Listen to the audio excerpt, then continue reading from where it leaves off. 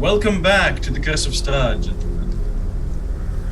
Last time on the Curse of Strahd, the party had visited Castle Ravenloft for dinner. The dinner, surprisingly, did not end in violence. Strahd essentially welcomed you, fed you, and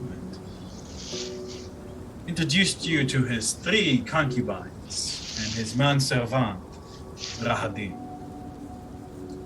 an elf with a scar on his forehead. During the evening, Bassoon was eyeing Rahadin, who was ignoring him. Orgal and party managed to calm him down, keep him from acting up. Afterwards, it appears that the one you thought was Ireena, your friend, who came with you to the dinner, was actually Esha in disguise. Esha, you knew to be someone who was in a relationship with Ireena. It started fairly recently, since after she came to Vallaki. After finding out that he has less than reputable connections and making a deal with Zareen, a retired party member, realized that there's more to him than a rich fop outsider. But he didn't know quite what. It appears now that him and Strahd are not only acquainted, Esha has some manner admiration, intense loyalty, and love towards Strahd von Zerbeck. It seems that something has gone awry between them in the past, as Strahd threw Esha out. Rahadin pulled the sobbing, pathetic man in a broken pile out of the castle gates. Afterwards, Strahd gave you leave to explore the castle, mentioning that if you need help navigating, then to simply ring the little bell to call his manservant, Rahadin. The party looked around for a moment.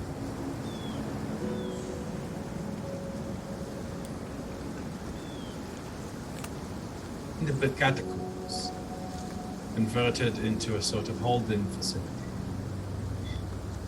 you've found Melchior, the wizard, ONORIM's mentor. ONORIM has been searching for his mentor since arriving in Barovia. And upon their first meeting, Strahd bestowed him with his heart, apparently at Melchior's request. When he found Melchior, he was a pathetic shell of his former self. But once before there was a proud, intelligent, somewhat egotistical wizard. There was now a babbling shell. Melchior's head had been enlarged and implanted with far, far too many eyes all over the surface of his skull. He was stick-thin, terribly pale.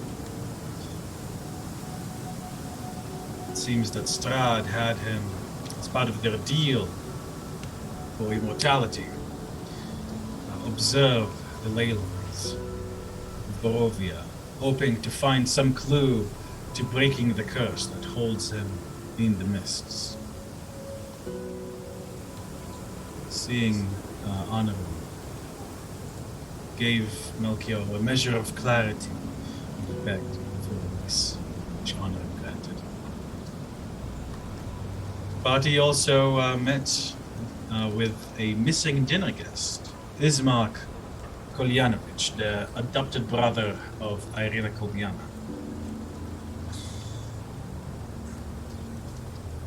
Yeah, Ismark was supposed to be a dinner guest, along with the one you did meet, Gertruda, a young woman whose name might seem familiar. Ismark explained that he's basically there he was basically there as insurance to bring Ireena to visit. Once it was apparent that Ireena was never here, that it was Escher, it seemed that Ismark will be held in Castle Ravenloft. The body had left the castle in a stormy mood, along with Bassoon.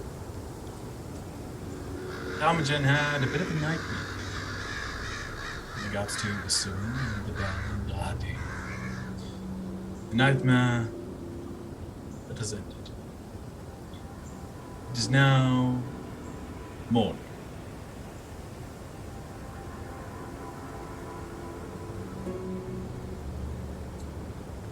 What would you like to do? DM, at some point during the night, I would have prodded the spirit beasts, which I Bokov, and asked it, why did it not return?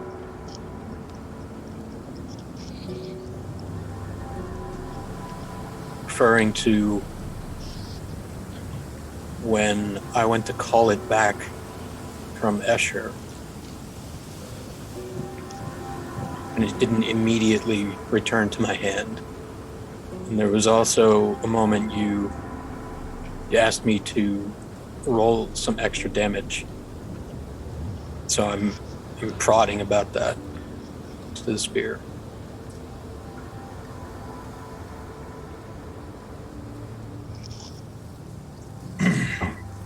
The answer is slow come.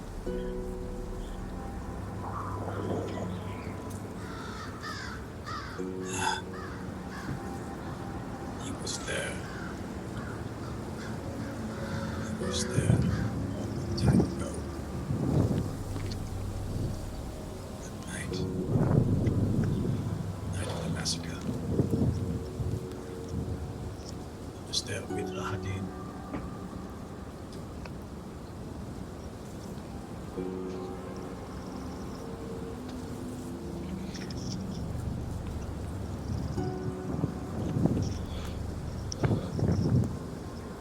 Is it?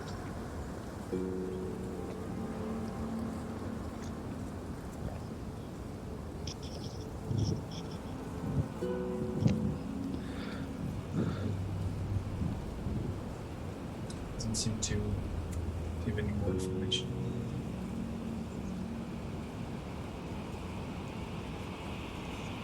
Okay, that's it. You feel through your connection to the spear that it is in a foul mood. It's in a foul mood.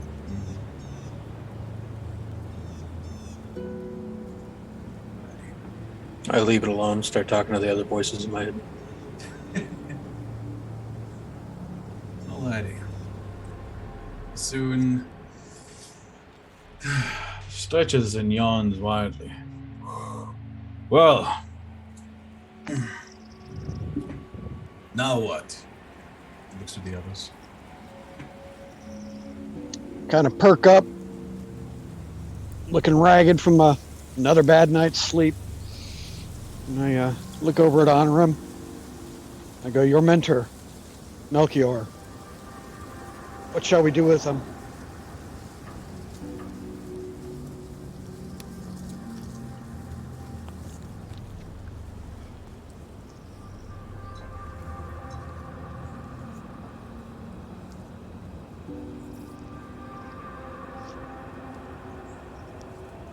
Well, I owe him and you a debt. He has shown me a lot. I kind of go quiet.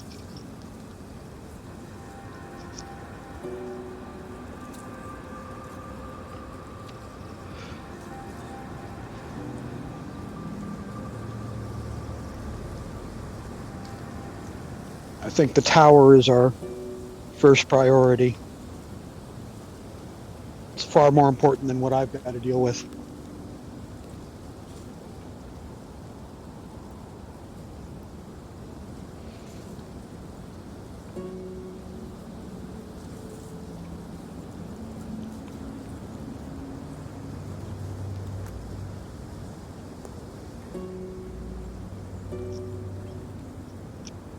It's important to you, it's important to me.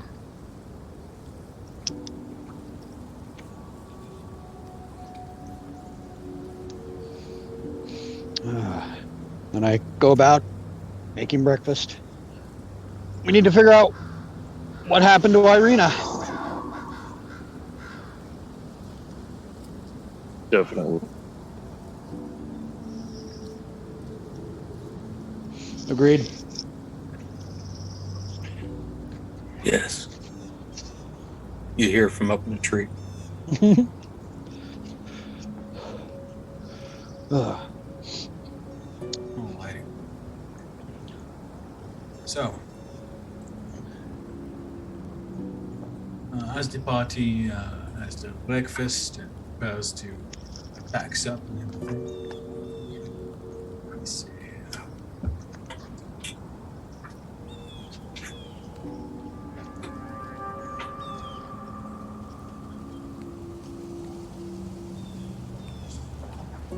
As you can see, soon is lost in thought. This is Varys.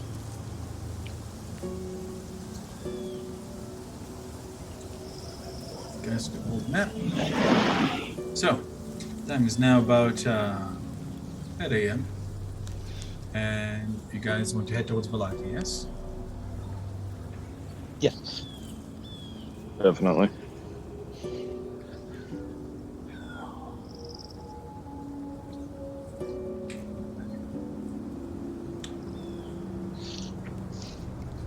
As you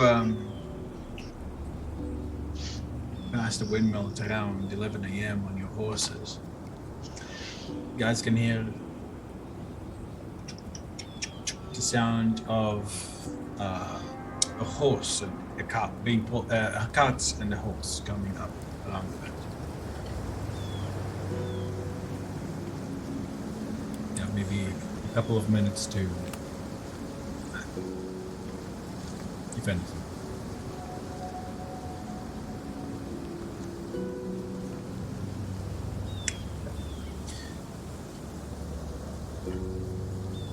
On the bend, you guys see, emerging from the mist, you guys see a horse and carriage being driven by a fairly thin man dressed in what seems to be peasant's clothing, fairly worn and torn.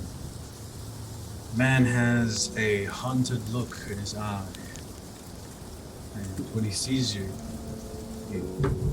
he directs his horse to give you guys a wide berth. I direct my horse to match and head towards wherever he's going. As in, you're following him or you're blocking? Blocking. As you go to block him,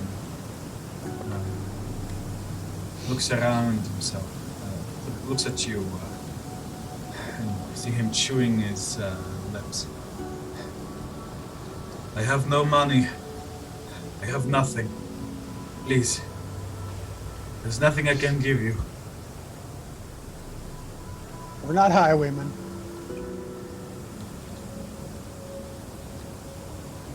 Then let me be on my way. It's a hazardous road for a traveler alone. I'm fine. Maybe. What's in his cart? I'm very blatantly riding up and looking in the cart. You ride in the cart. As you look in the cart, you see a few barrels. Several, about so large, like large-ish barrels, like the kind that you need to heft with both hands. like wine casks. Yeah, like they're not like the small bales. They're like big, you know?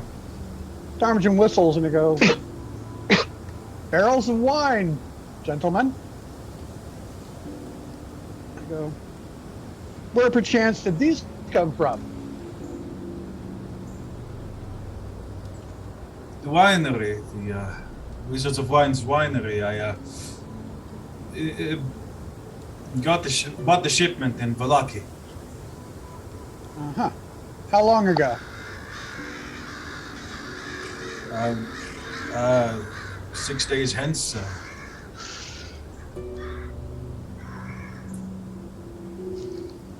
Listen, I really don't want to be on the road, and I have a lot of places to get to. If you could please, try to kind of get this horse to move around you.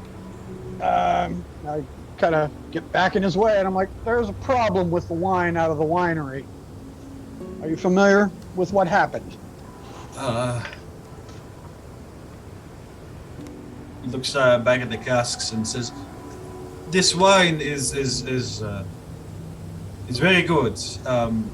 It's been kept in a cold cellar. Don't worry, it didn't go bad or anything." And what's Ptarmigan's instinct as he talks? Like, give me an insight check. Yeah, Fisk is looking at this guy now too. And I'm under one exhaustion level, I'm assuming. Yeah. Yes, Okay. yes, you are. You had that the last time. Does this guy seem like he's trying to bullshit us? Let me see. That's 8 on the insight. Go ahead and you give me one too, Fisk.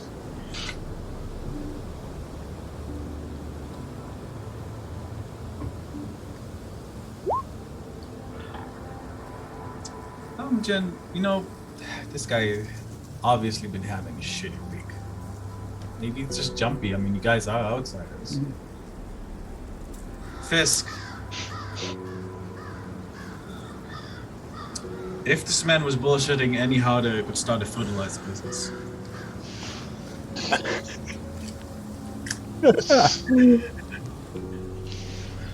Nice. I throw the Spear of Beasts at one of the casks and immediately call it back to my hand. I want to Like you punch a like hole you- in one of them. Okay.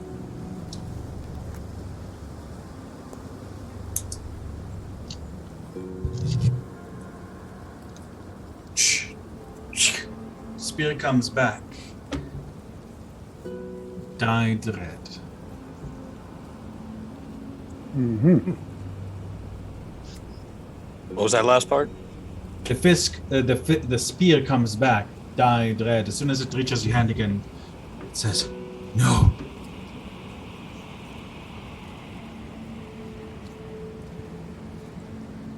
The spear says no. Yes. I say in my head, what is it? The blood. It tastes strong. I say out loud, it's blood. It's wine. It's just wine. Listen, you're going to listen. I'm not going to ask you to pay for that, but please. I was afraid that you listen. I didn't tell you what was in it because I was afraid you'd rob me. Wine is in short supply and it's expensive. I'm fucking scared of outsiders. Okay. I really need to get this. I really need to get this over to Little Barovia. If you could please evacuate. Oh.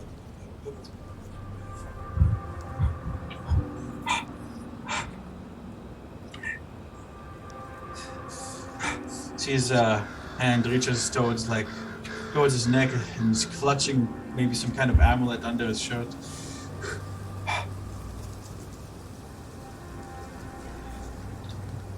Fisk is now blocking his way too. Scimitar.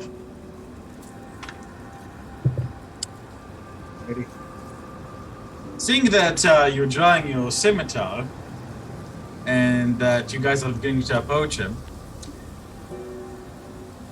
The man is going to curse in Barovian and jump the horse and begin to... Sorry, not jump the horse. Pull out his dagger, disconnect the horse's connection to the cart, and try to run away. Initiative, yeah. Guys, go ahead and give me an initiative, please.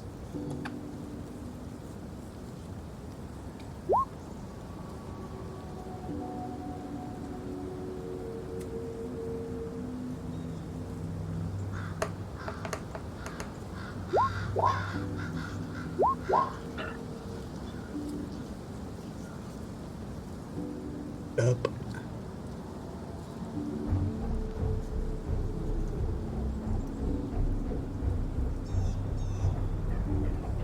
That's strange. Oh, because the okay, whatever. So let me see. Fisk, you go first. Then Urgal, then ONORIM. Man is taking his sweet ass time to load, so I'm just going to roll the d20 and add 1. It's going to be a 12. He goes after all of you. Fisk, what would you like to do?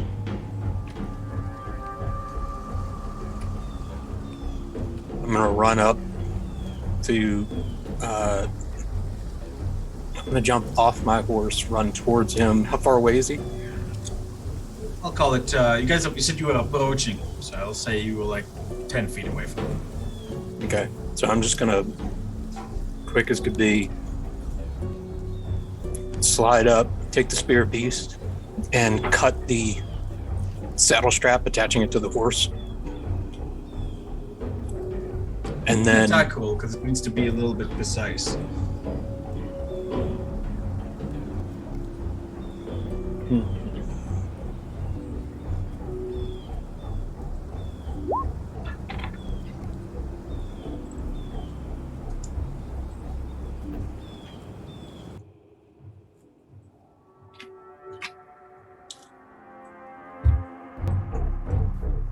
17.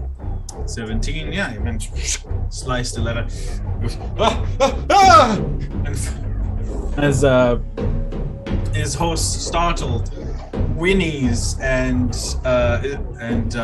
seems to drag him away as his foot is like stuck in the stirrup. Anything else, Fisk? I'm gonna run over to him and just punch him square between the eyes. Stunning strike. Alrighty. Let me see. This is going to be a d20 plus 2 because she's just. Okay, that's a 9. I don't think that passes. No. Wait, him or the horse?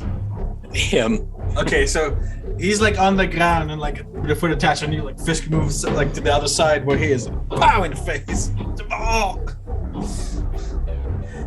He's all like stunned. And that's my turn. Okay, next up we have 19, Urgal. I'd like to. Can't see the map yet, but probably just run up and subdue him and grapple him. It's just a small chase encounter, there's no. Okay. Alrighty. You move. So you move up to him and go ahead and give me. I'll say you just automatically succeed. I believe he's just on the ground, prone, 1 foot in the stirrup. Urgal, just give me an athletics check just in case. All right.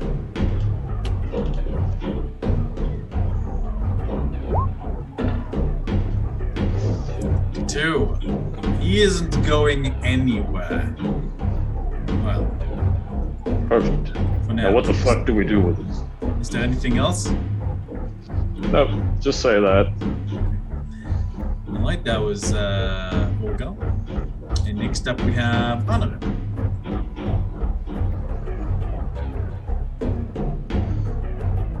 He's restrained, but the horse is still like about to bolt. like with his foot in the stirrup. Oh shit.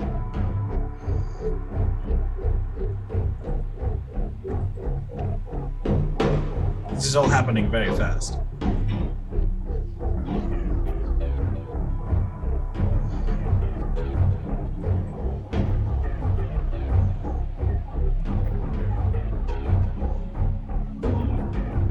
Yeah.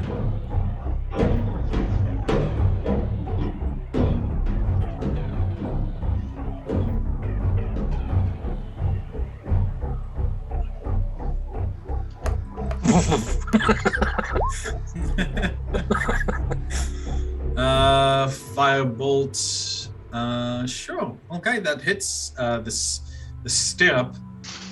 Which go ahead and give me that damage roll. Let's see if it breaks it. Oh, there isn't. 2 out.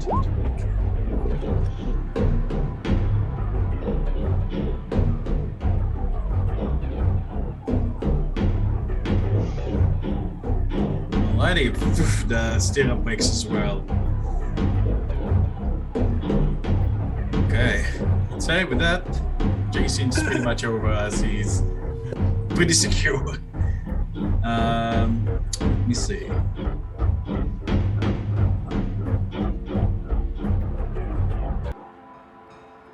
Okay. That's not bad. Clutching onto the talisman.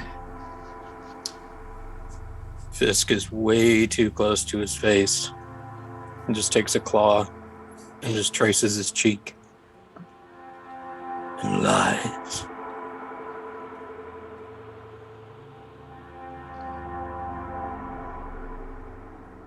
Please. Please, no. I don't want to die. Please. Start talking. The truth. It will live.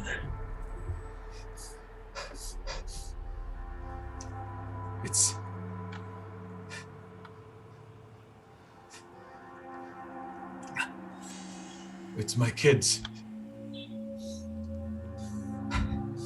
I gave them sleeping potions.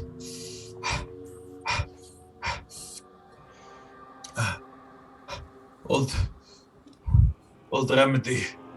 Got them drunk.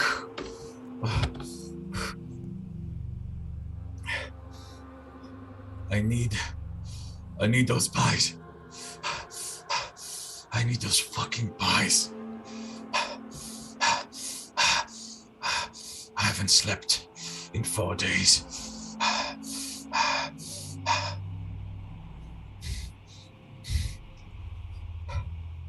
I gave them everything I've had. I gave them all of my money. Everything. I need those Armigen fucking goes pies. and hops in the back and opens the barrels, Right, pumps them out. Alright, there are 3 barrels. You see 3 children. Ages seem to be vary between. Youngest seems to be about 4. Oldest seems to be about 9. Like 4, 6, and 9. Alive? Give me a minute. Like you put that quick finger, like to see if they're breathing, and you can see that they are breathing still. Except the 6-year-old is bleeding. There's a nasty, like piercing gash in its shoulder. I That's will all right. immediately use the wand to cure wounds on it. All boys, by the way. All right. Go ahead and roll me that one of cure wounds, please.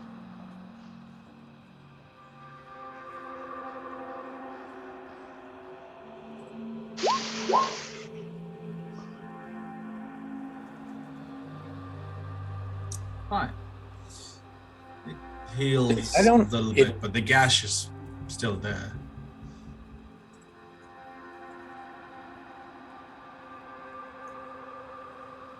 It rolled 2d8. I got a 5 and a 3. Saying a 5. I know. I don't know. Je ne sais pas. A lot of the times, roll 20 is still Yeah, showing 2 dice rolls despite only 1 counting. And I don't really know why that is, but it's Yeah, fucking it's very ridiculous that it strange. hasn't been fixed yet. Yeah. Let me see. You see that they're all like completely knocked out. But alive. But alive. Cast that and hopefully touch it up a good bit.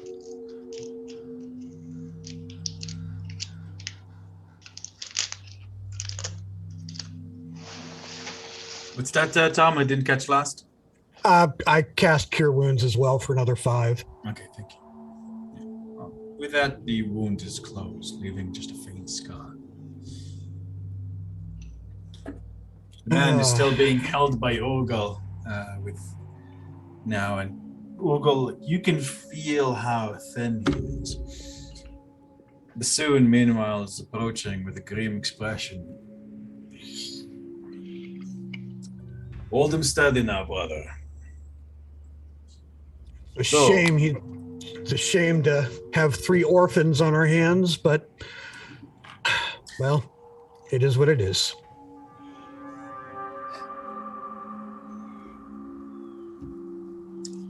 Ogle, you're holding him steady?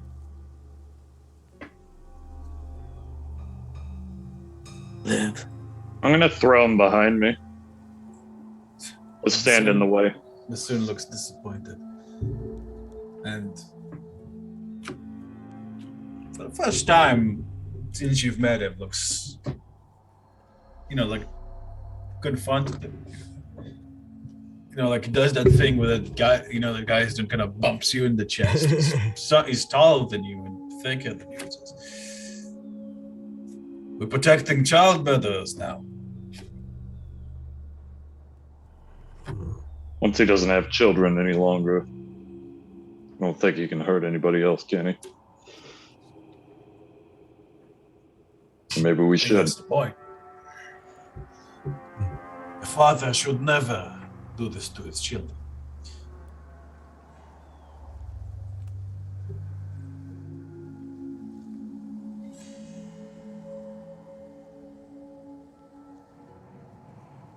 Oh yeah.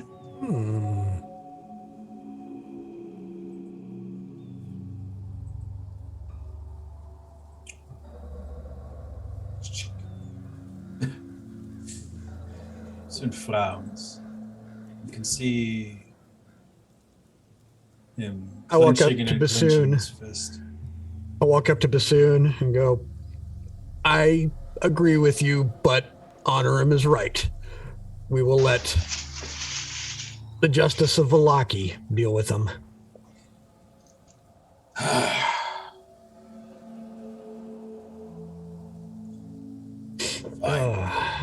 Fisk, standing on top of the barrels, looks at the guy. Let him go. No kids. Nothing to his name. Look over at him and I go, your choice, sir. On the road alone or back to Vallaki to face justice. Either way, these children go to the orphanage. No. If you think, Vallaki. Looks terrified. Glance I look up at Fisk. Very obviously towards the windmill.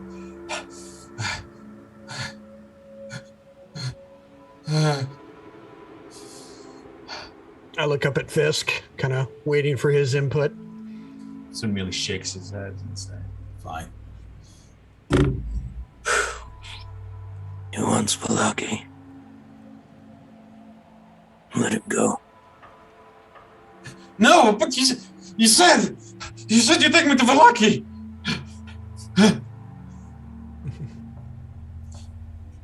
he kind of like tries to resist you, but like Urgal's grip is like a vice, and this guy is.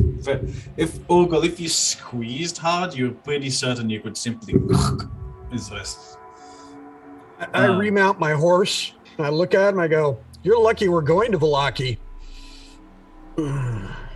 Maybe you'll survive the trip if you're smart." You can't leave me here. It's inhuman. Walk Completely fast.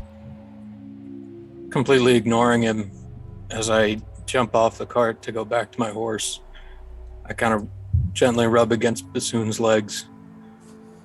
Sid flinches for a moment, and you can see his eyes are like full of anger, but then like from the man to you, and then he relaxes and he realizes you're probably making the right choice.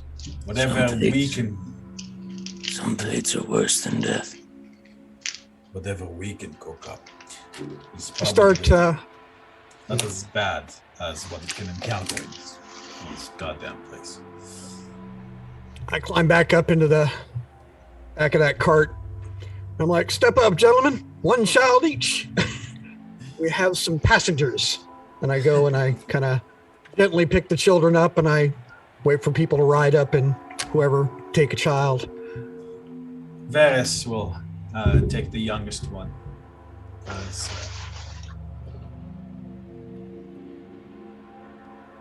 Well, he cut the leads, so if the leads are repairable, I'll do that. But, Do you have mending? No, I don't. Oh, I'd say if you have mending, this would seem something repairable like that.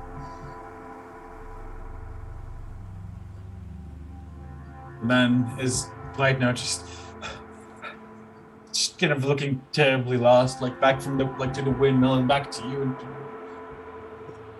I just completely ignore him and, kind of get the children settled in and bundled up, and I'll go ahead and tie my horse off on a lead to the cart. Stink of alcohol on them. You can see a little bit of vomit on the lips of the youngest one. You guys get the kids back up, mend the carts, one of your horses, and begin traveling once again. The man is, in the first hour or so, makes not in the first hour, in the first few minutes makes a pretty commendable efforts to try to keep up, but it's very obvious that his stick-thin, malnourished frame is not going to keep up with a bunch of horses, and soon enough, he disappears. You guys leave him behind in the mist as he screams incoherently.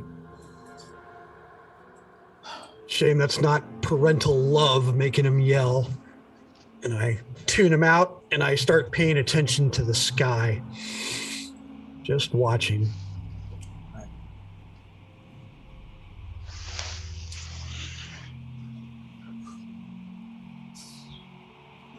I said, kind of point to everybody. I kind of call out to everybody and I say, "Be on the watch for the werewolves. This is where they are."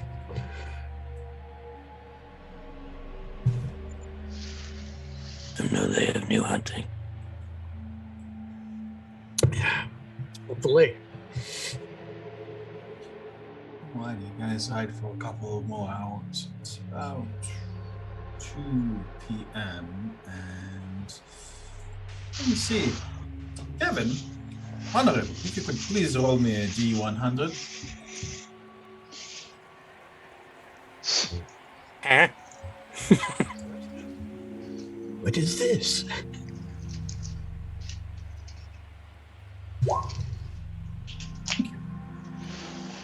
Oh, that's right. 100.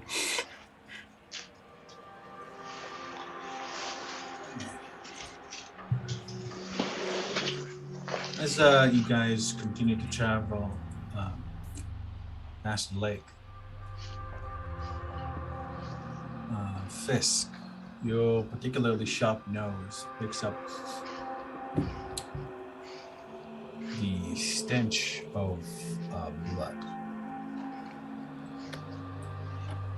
from from further, a little bit further. Kind of trot up ahead of everybody and hold my hand out. I say back to the rest of the group, we smell blood.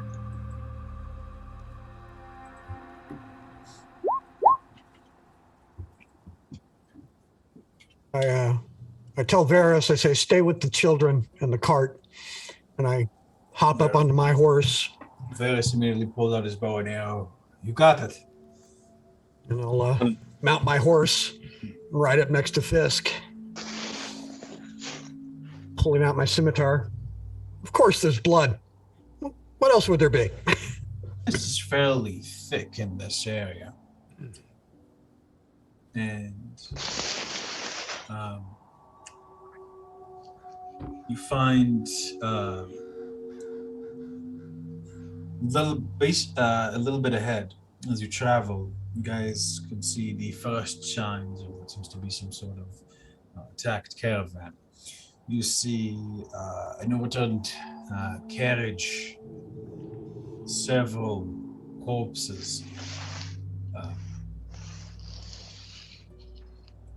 and overall just terrible chaos. Immediately you can tell that whatever this did this was probably not human. The cart almost looks like it has been torn apart and thrown every which way. The violence visited upon these people, and you can see about, for the looks of it, maybe 2 men, 1 woman, and a child. It's hard to tell. It's almost like their limbs have been twisted off, including their heads. The only thing that seems to be orderly at all in this scene are the heads themselves. The reason why you know it was 2 men, a child, and a woman is because all 4 heads are arranged neatly in a row on top of the horse's corpse. The horse has also had its legs and head twisted off. Their eyes are missing. I'll look very carefully at the wounds and see if I can pick out a pattern, claw or weapon or anything. Sure, give me an investigation check. Anybody else who also wants to investigate can also get it. Trying to figure out how fresh they look. And I want to see if I can smell any kind of werewolf scent on them, or animal scent. Go ahead and give me a perception check. Tom, that's 12. Olga, that's a 17. ONORIM, that's a 17. And Fisk, it's a 13. Fisk, surprisingly, do not smell any werewolf smells. In fact, you guys don't see any, what you would imagine is the usual signs of a werewolf attack, like claws and such, claw marks and such. It seems as if some kind of, it's strange, but the only woods they have seems to be that their arms and legs and heads have literally been twisted off. Their faces are frozen in expressions of incredible agony and horror. We can see that it seems to be an old man, middle-aged man, middle-aged woman, and a child of about 14 years of age. You can see that the middle-aged man's teeth are cracked and broken in his own mouth, as if he was greeting them incredibly hard.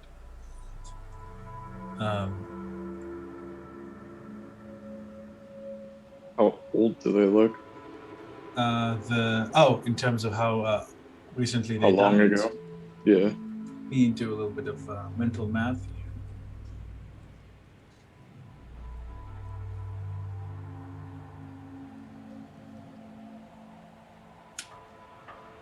Wouldn't have been longer than 4. 14 hours? 10 or 14 hours? Between 10 and 14 hours. It could be a little bit more, could be a bit less. I'm gonna do after looking at that, I'm gonna turn to the rest of the group. Not werewolves. And I'm gonna look out to the tree line and then look to the ground and start doing a circle around. Do I see tracks leading away from the path? Go and give me a survival check.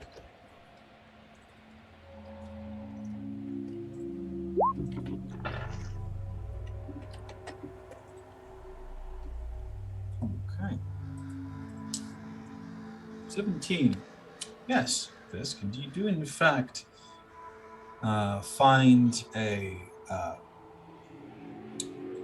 find what seems to be footsteps there. Footsteps seems to belong to someone of medium height, maybe a little bit on the shorter side. The boots seem to be in great shape and high quality. They're all over the place, especially next to the heads. And They're human shaped. they're human shape. And seem to lead toward. It seems that the oldest tracks are leading towards Vallaki. Coming from or towards? Towards. I point this out to the rest of the group. I don't say anything, I just kind of point. And Up, show. down, and look. Also, I'd say that as part of you guys investigating the area, it doesn't seem like anything has been taken as far as you can tell. You guys can see that there's a lockbox that hasn't been tampered with, and a couple of the hands that you find have wedding rings on them that seem to be made of gold. Hop down and start looking for something like a cloth or a big sack. And I go, it's grim work, but we need to take these remains, or at least the recognizable parts, to Vallaki and their valuables. And I strongly suspect Escher took out his frustrations on these poor souls.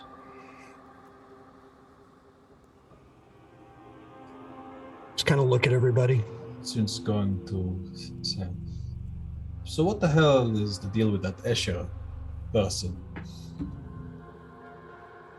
It's an idiot. To ask. Do you He's a think he even weasel. made it out of the castle? It fits if he left and just kind of walked straight through. He would have just run across these poor people on the road. They paid the price. Possibly, anyway. He's dirty, but he doesn't seem above theft, and all the valuables are still here.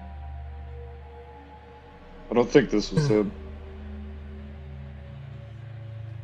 Whatever I did think this wanted them to suffer. Somebody took great pleasure in doing this.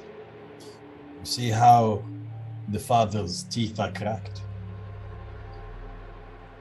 I think, I think I might know what happened. And Urgal and, Urgal. Urgal, go ahead and give me a history check with advantage, please, because now that Soon pointed out, like, this actually does ring a bell.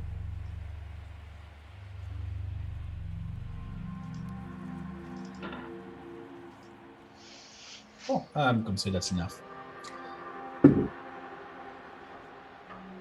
Back where, so this is not something that's unique, but there was a torture method that you heard of from your father and some of the other people who were with you. It is was one of the crueler methods that existed, and basically, what you do is you torture someone while threatening to harm a family member in front of them. The thing is, if they manage not to scream during the torture, they won't harm your family member or your person that is dear to you. They call this the greeted death. Because basically you grit your teeth until they crack.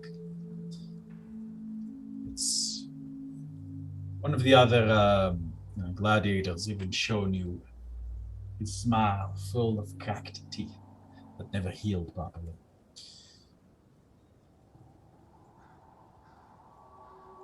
This might be the case here as well. This was something really, really personal. We should try and find out who they were. If we could find out their name, we might be able to find out who did it. I'll check the wedding rings for names. The script is unfortunately in Barovian, but it is on there. We'll have to have somebody Go about the translate grim, this. and I go about the grim duty of collecting the heads. You can still Pass feel you the the bag. tension in the man's jaw, Tom, when you pick it up. Again? You can still feel the tension in the man's jaw when you pick it up.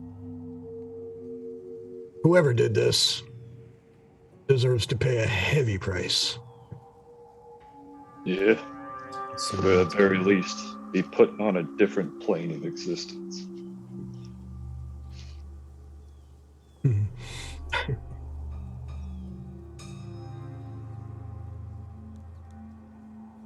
all right. I'll bring the ring over. Over 10 minutes as Bassoon will help Tom bury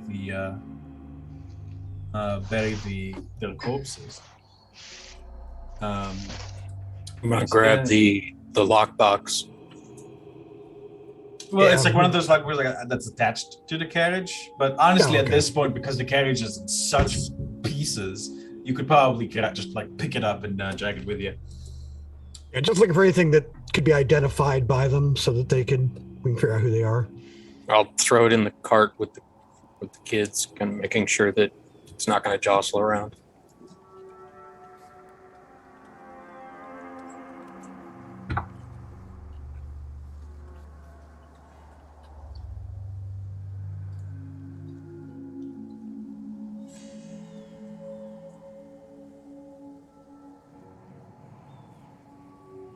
To my beloved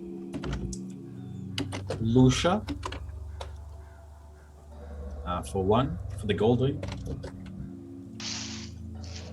and the copper, and the other gold ring for the man's ring.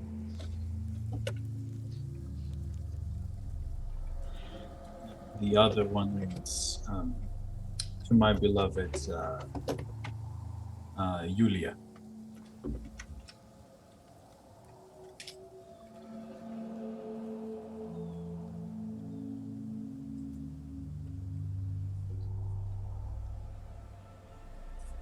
I think we need to stop at the Red Boar and ask about this.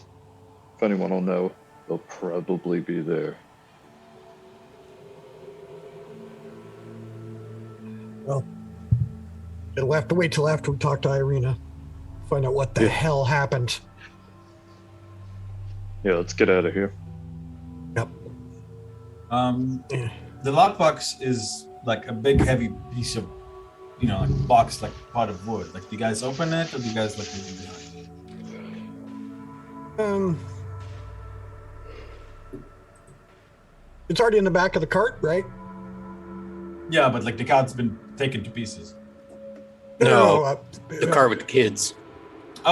Fisk. I put it in. Okay, yeah, I'll say you could probably like just a few kicks to break off the rest of it and put the lockbox in there too. We're just gonna take it. We don't need to fall into whatever's in that box any further than we have. Alrighty. So you guys begin traveling again? Yep. And I'm gonna try and check the path ahead and to see if I see those same boot prints traveling ahead of us. Go ahead and I ask Fisk for help. No, I'm not at my best. go ahead and actually no. You don't see them. You don't see. Okay. In fact, Fisk, you would have noticed that after a few steps away from the site, pretty much disappear completely. Like fade away, disappear, or a couple of steps and then just gone. Couple of steps gone.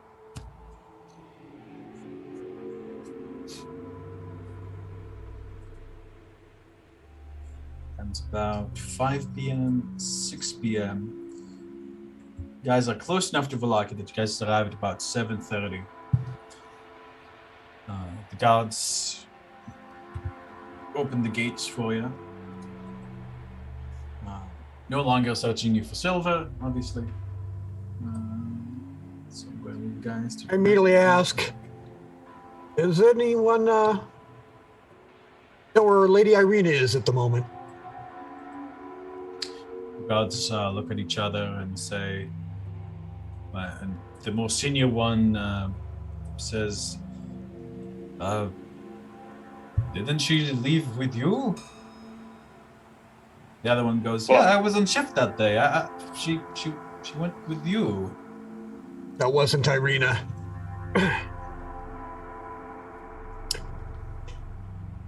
Has anybody come in through this gate in the past half day? Through this gate? Well, we had a couple of merchants, and their guards, but nothing else. Family didn't leave? Leave? No. Did a man with some barrels leave? With some shells? Barrels. Oh, Casks. Oh, right. What's that guy? What's his name? That creepy guy, thin one. Oh, Bolus. Yeah, he left pretty much in the morning, I think. Right around to the back of the cart. Yeah, he was going to sell his children to be murdered for dream pies. You may want to arrest him when he comes in. Saying this to the guards? Mm-hmm. The guards look at each other, like senior, like it's a senior one, and you can tell you can see claw marks on his face. The other one looks a lot more fresh faced, even a little bit pimply. Looks in question to his seniors. He clearly doesn't understand what I'm talking about. The other one goes, dream pies? What are you talking about?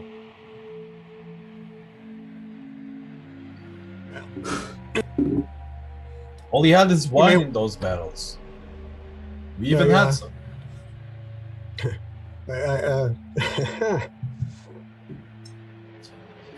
You can hear the young guard say quietly, well, I didn't get any, only you did. Gives them a glare and shuts up.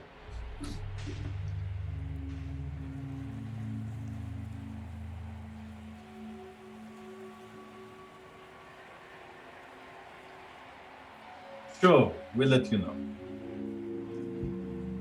Anyway, I just look at the younger one and I go, Lady Ireena is a little bit concerning. You say that it was somebody else, then where is Lady Ireena? That's what we want to know. So,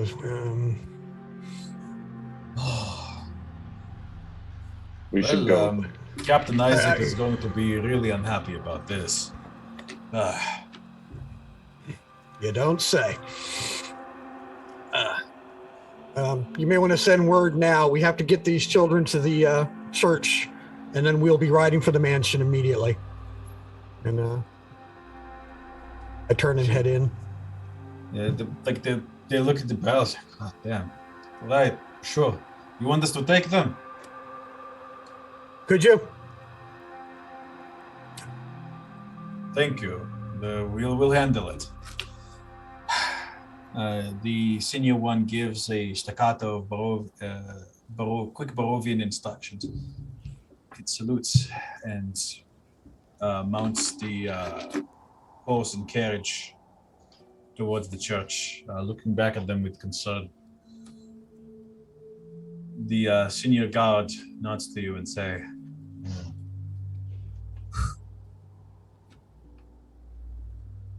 I don't envy you. Good luck.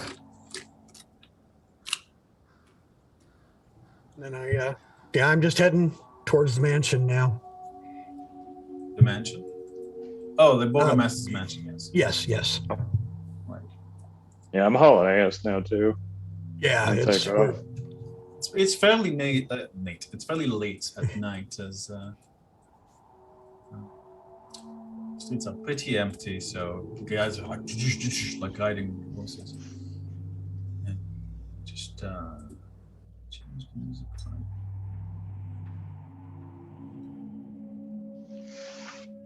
Do we have the heart, or does Mother Lucia still have it? Mother Lucia. I handed it back to her last time I saw her. That's what I thought. Okay. Yeah, no, she has it. Mother Lucia still has it, I think, right? Yeah. Yes. I had it for a very short time. And I handed it right back. Yeah. Last we knew.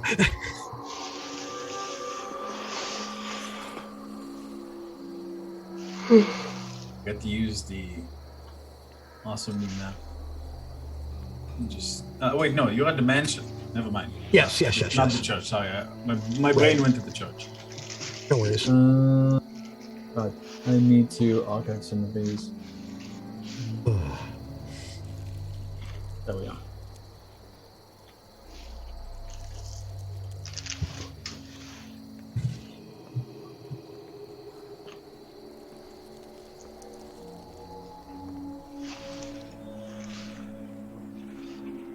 Let me just clean it up from last time.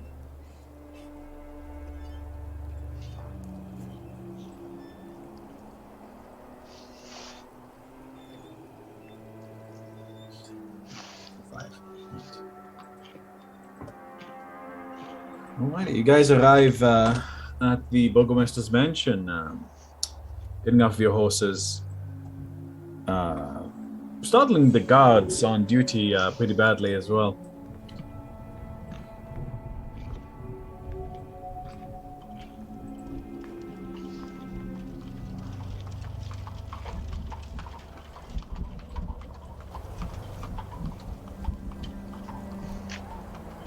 What would you like to do? Complacent. There we go.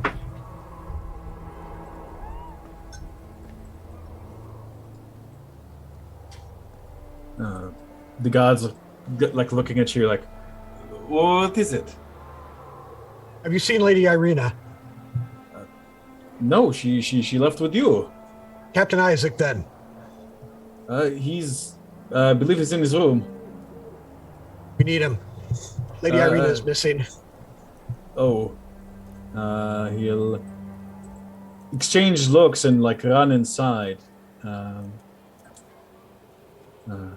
As the other guards begin to whisper to each other and go over.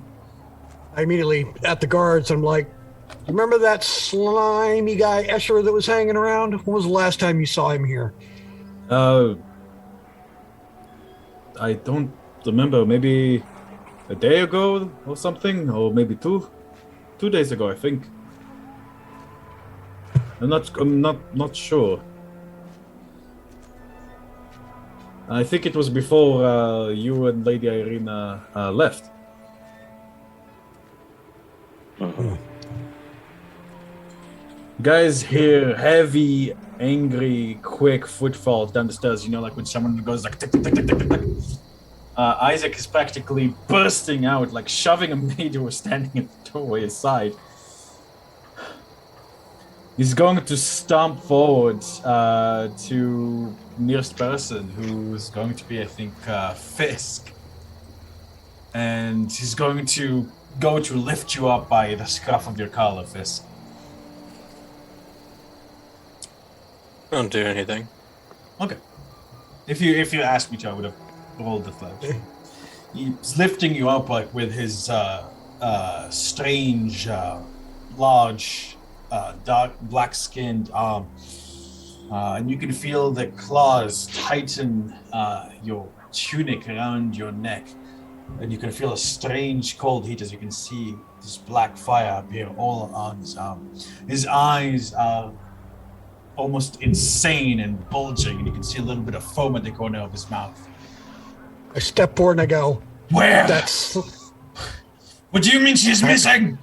She's left with you! I look at him, I go, Escher took her while she was here. I'm pretty sure. Escher! Slimy little weasel. You need to search the mansion and the town. Whiskey lets you down. Yeah, the other guards are like stepping aside. You guys can see, like, the guards are drawing weapons. You see Bassoon has his sword out, and Ferris is like aiming an arrow right at Isaac's head. Isaac does not seem to be paying attention. This is the guards. Get the contingent together. Go and search Escher's mansion. You, and you.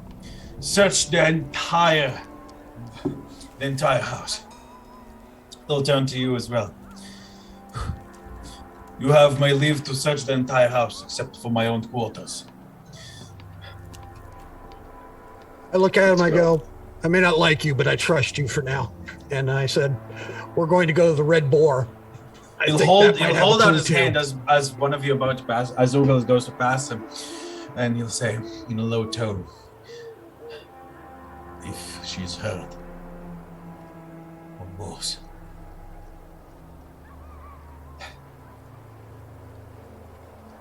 I'm going to kill every single one of you. Right, because that solves our problem right now. Looking in his eyes, Ugal, you can see that the logic and sense are in the minority vote at the moment. So you guys said you're going to the red the other tavern instead? Yeah. Well, yeah, hold on. Yeah, go ahead.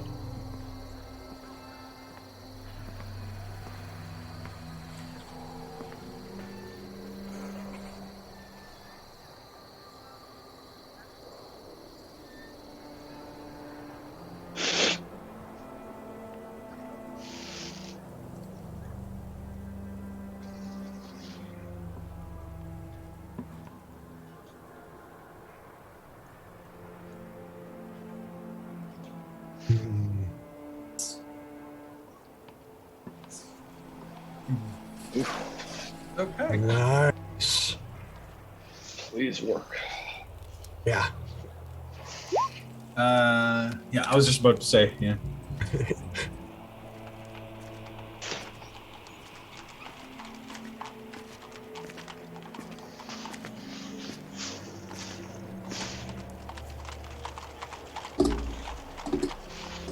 Let me think for a moment.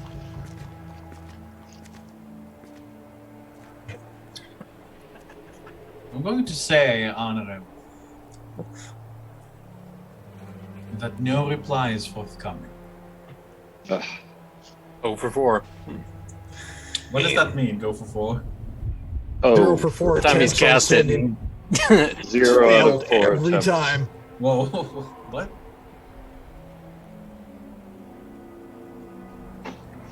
Yeah. I know it's I know you're trying and I feel really bad. It's not on purpose. It's just like every time there was a reason why they couldn't. I swear. I look I go, the boar or his mansion?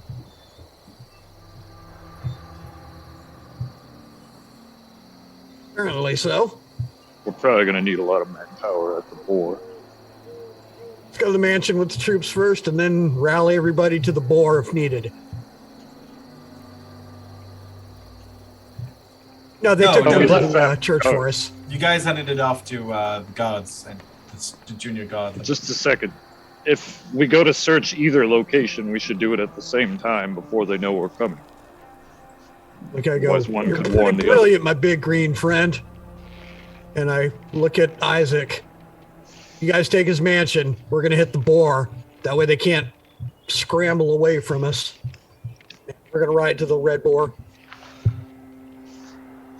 So you guys are telling Isaac to go to Escher's mansion, and you guys are going to the Red Bull? Yep. Okay. Isaac also said to search, I guess like he told his own guards to search the house. So if you guys... Yeah.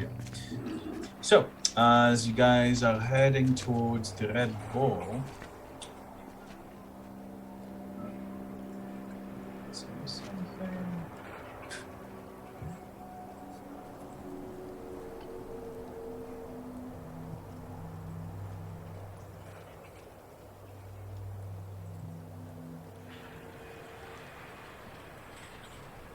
Maybe you need a new fancy spell.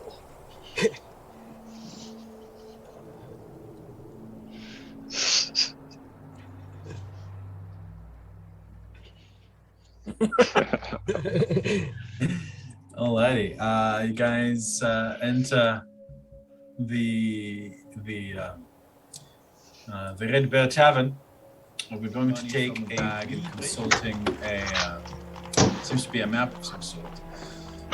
A man and a woman, drunken. This sounds very drunkenly discussing something in Barovian, and 3 men gambling. In addition, there is a man dressed in very strange clothing. He is huge. He's much larger. He's almost easily Ogle and Bassoon's height, which is pretty rare for a human. You can see he has a bald head and a hooded tattooed on his skull. He seems to be wearing furs, and his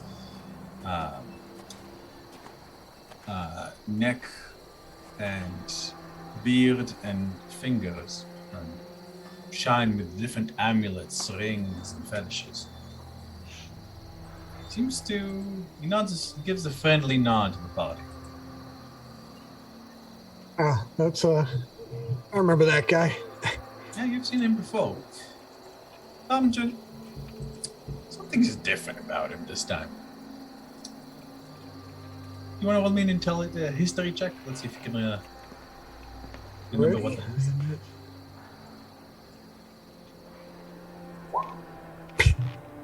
Damn it. History is not. Oh, right. Unfortunate. Commentary, no, something is off, but can't quite put your finger on it. I don't even I just remember kinda- seeing this guy. I just kind of We saw him at the nodded Blue at Water. him. Yeah, he was at the Blue Water. He talked to us one time. He came here voluntarily. Anyway, we'll get to that, I'm sure. I kind of walk in and I loudly announce, put anything away you don't want officially seen. We only have one reason to be here. And it probably isn't you guys.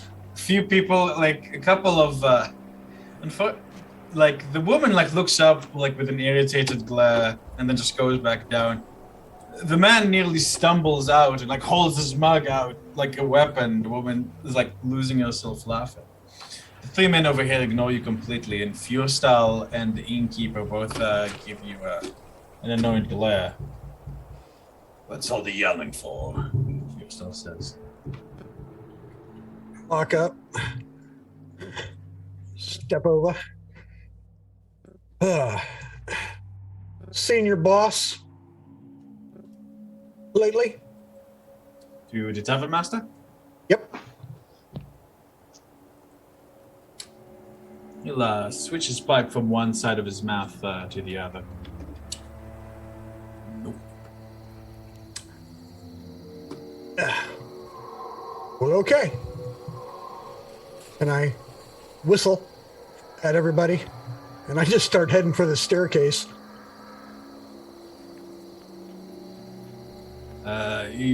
As you start heading up the staircase, Tavern Master doesn't seem to try to stop you and says, "Don't mind the smell. I haven't had a chance to clean for a little while." And with that, I'm gonna go upstairs and start searching up there. And I tell Varys, stay down here. Don't let anybody go sneaking out with a bundle the size of who we're looking for. And I don't say her name. But soon Varys both nods well. Meanwhile, the Tavern Master seems completely unbothered. Fursa is like giving you guys a annoyed look and then sighs and just goes back to his drink. I don't actually have a second floor to this. That's right. I don't actually have a second floor to this map, but I'm gonna clear of mind this. Upstairs, you see it's fairly barren. It's not really even a room. It's just a open space above the rest of the bar. You guys can see it's pretty messy. You guys can see a narrow bed, small night table, a kitchenette, a dresser, and a large book cabinet. Just gonna check the obvious, the book cabinet, and Book any place that could cabinets. hide a person. There's books pretty much everywhere. The Tavern Master likes to read. Okay. Go ahead and give me an investigation, guys. 13.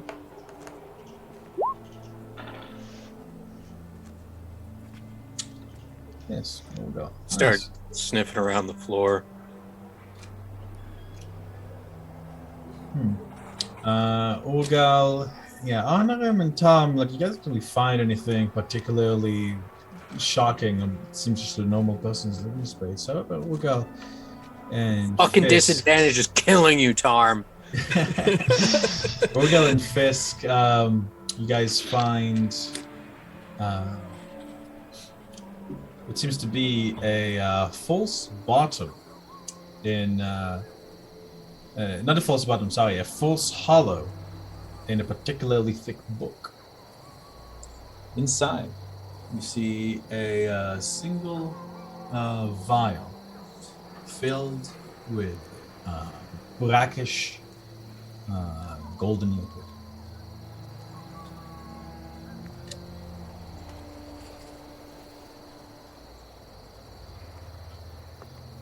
Do I recognize this? Or Honorim, I'd say, well, you don't really have a background sort of stuff, but I'd say Honorim could probably recognize with an Arcana check. check Unless this you- out. Urgal, unless you happen to have a herbalism proficiency. Honorim, you recognize this as a potion of let me get the exact name. A potion of hidden nature. Once consumed for the next week, you appear to any spells, abilities, and such like completely human.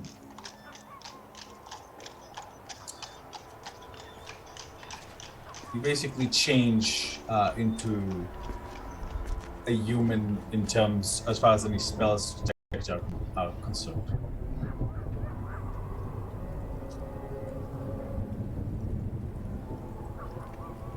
There you go. Leave it. Just make note. And You put it back. head down. Back downstairs. Just kind of looks at the potion a little longer.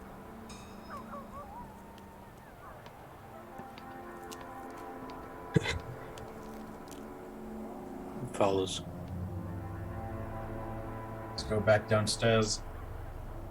Tavern Master gives you a smile. Was my laundry to your satisfaction?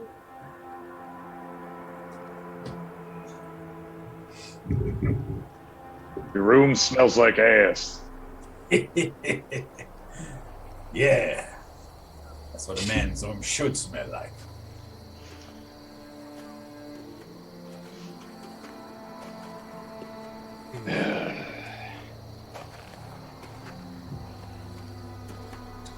Can I get you, well, maybe not a drink. We're kind of dry at the moment, I'm afraid. Maybe I can give you a nice tall glass of water. If you happen to see your boss before we get to him, tell him we'd like to speak with him. Unless he's too afraid. I will. And,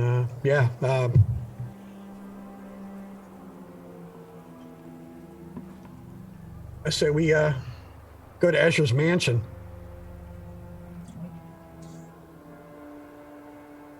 As guys go to leave,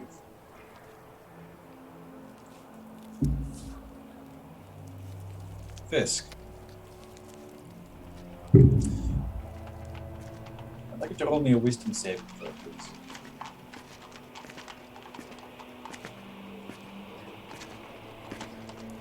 It's a great sign. Why do you think here? Oh, Fisk, are you able to see what I'm trying to have you see? Oh. I see the tavern.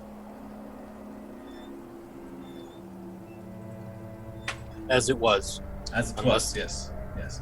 That's- Unless that's what you want me to see. Oh, fuck.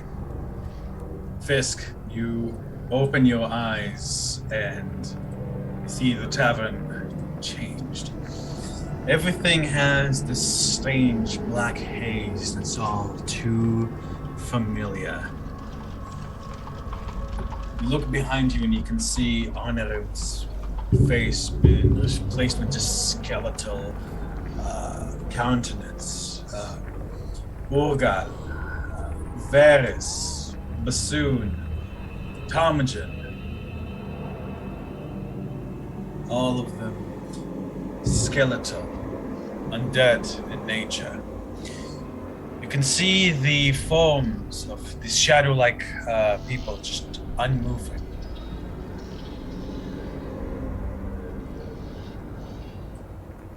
You can see over here reclining in the chair this massive, strange beast.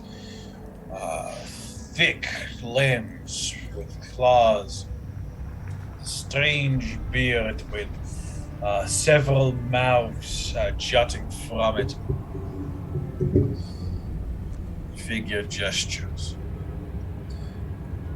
As one, these shadow and like creatures and undead begin to approach you. Fisk, you feel a hand on your shoulder as the undead ONORIM clenches his bony fingers into your shoulders. It feels almost like a nightmare, but you weren't asleep.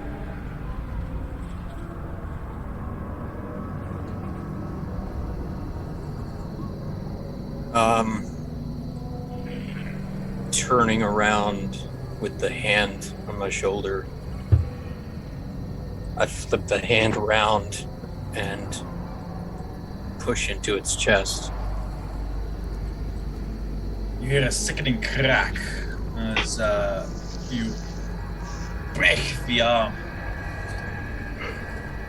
No, I'm not breaking the arm. I'm swinging it around to break its grip, and then just basically palm into its chest.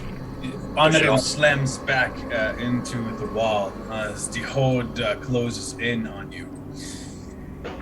In your head, you can hear this deranged laughter of the spear of beasts.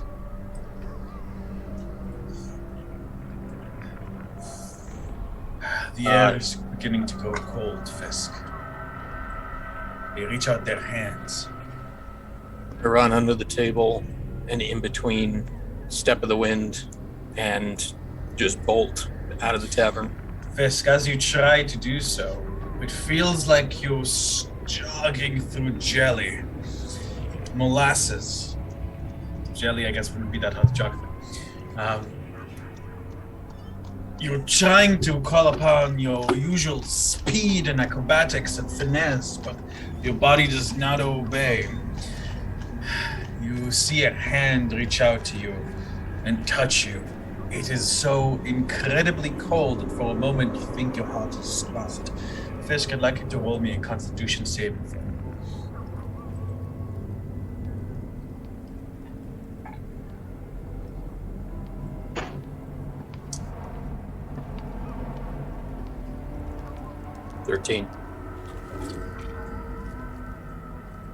With a gasp, Fisk, you open your eyes, clutching your chest. As far as for you, everybody else, all that happens is for a sudden, like as Fisk and ONORIM coming down the stairs, like Fisk kind of stops on him, you almost bump into him. He blinks and clutches his chest.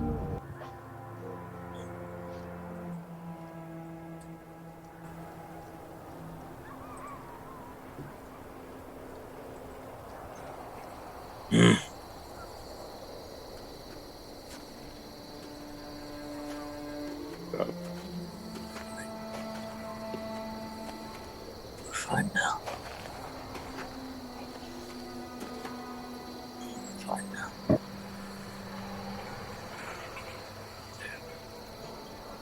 I just keep walking, mumbling to myself.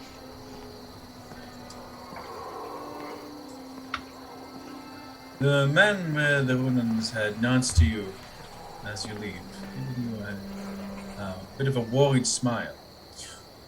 Everything all right there, friend? You seem a little bit shaken. Who's that? The man with the rune on his head.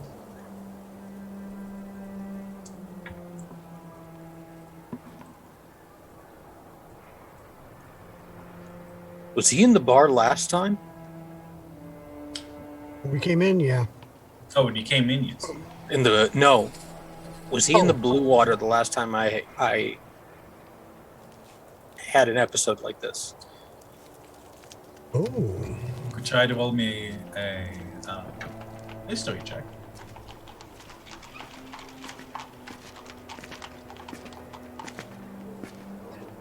Where are we?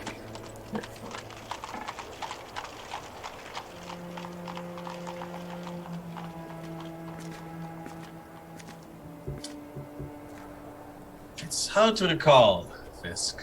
It's been quite a while and so much has happened since then. Could have been.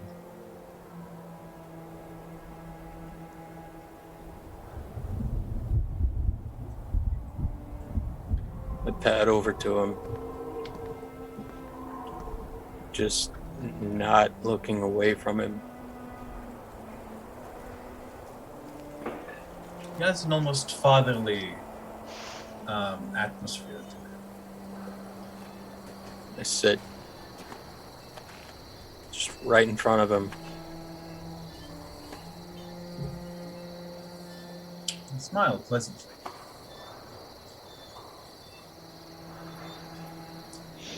How are you, Mr. Fisk? I was quite worried for a moment there. What? Well, you seem to clutch your chest. You seem to have been shaken. I have experience with these things, you see. I've helped a great many people.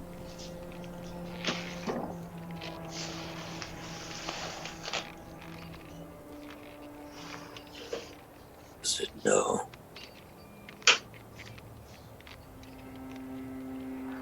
I don't believe if I know you. No, I merely heard your name.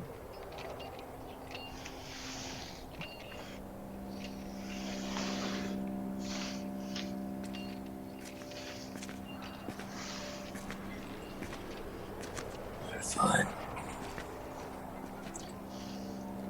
Be well.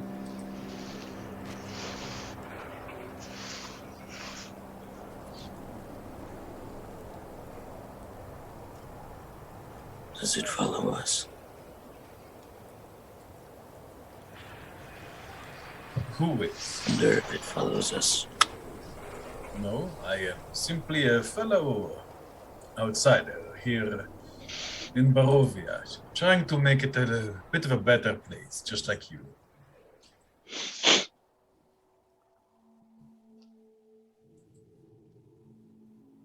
Insight check. All right, go ahead. See if this guy's bullshitting me. Go ahead.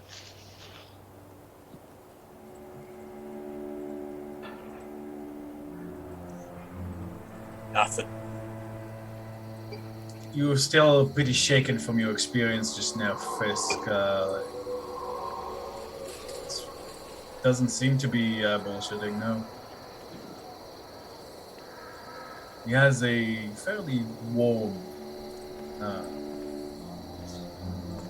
feeling to him and doesn't seem to radiate any ill intent, as far as you can tell.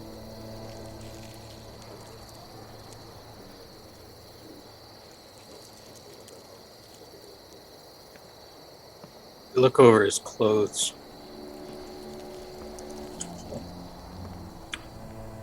Do I recognize anything from where I was? Why don't you go ahead and give me a perception check?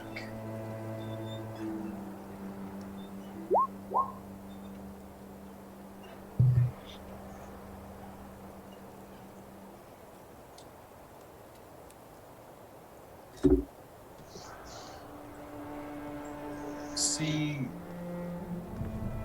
he generally has the appearance of, sort of savage noble. His furs, his appearance, everything indicates that he's well-fed, well-dressed, although his fashion indicates that of a wild northerner. Eyes slide down to his fingers. Recognize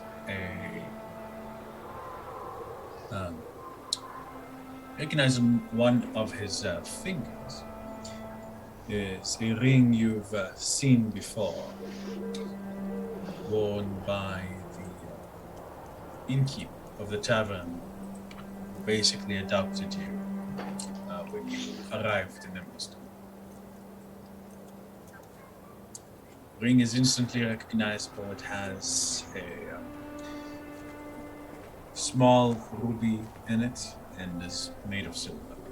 The ruby is in the shape of a duck.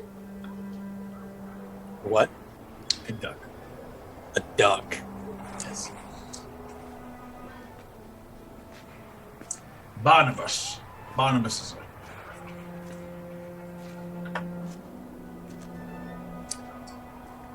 Seeing your interest in it, I'm gonna say. I got it from a friend. Where is your friend? Alas, claimed by the darkness of Barovia.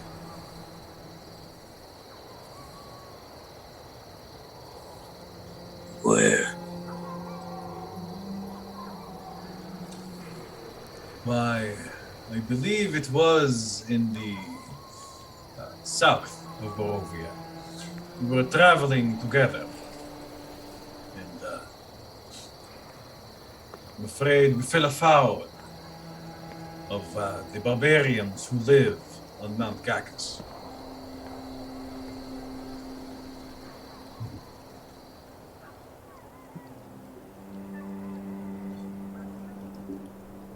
May his soul rest in peace, always. What was there? What's that, Ogle? What was there with Mount Gerkus? Well, I've come to Barovia to make it a better place, to be a shepherd to its people. Unfortunately, without more results, it would be hard. I've heard tales of some old power hidden on Mount Gacus, a temple of some sort. I was hoping to find it. Alas, my friends and I were unequal to the task. My congregation is awaiting, but with enough preparation, I'm sure we will succeed the next time we try. What prevented you from finding him? Mount Gacus is home to many horrible monsters. Not to mention the barbarian tribes that call it home. Their magic and brutality is savage yet effective.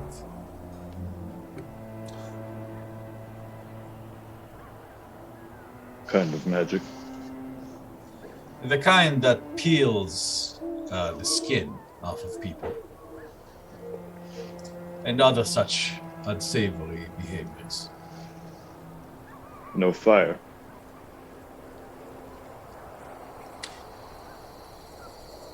Maybe some. I don't know.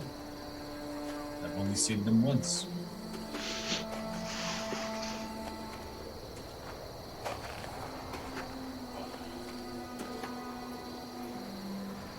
Describe him.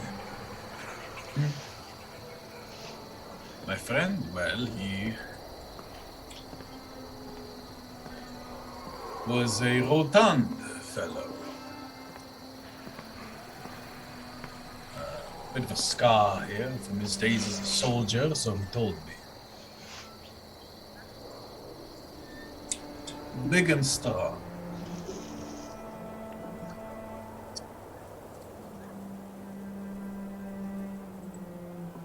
No. No. On here, like a series. Unconsciously, I kind of traced it out in my head as he's describing it. He's describing Barnabas. Does sound like he's describing Barnabas.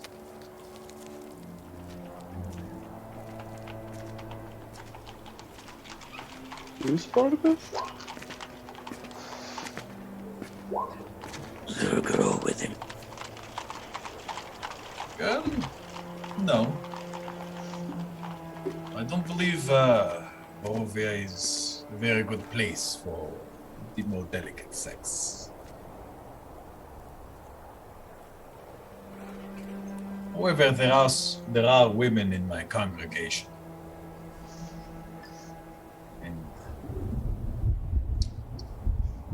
have been proving themselves equal to the task. Did its friends say? Where his friends were? Sorry, Adam, could you repeat last? Did his friends say where the rest of the village was? I'm afraid I don't know what you mean. Village? You mean the village of Little Barovia?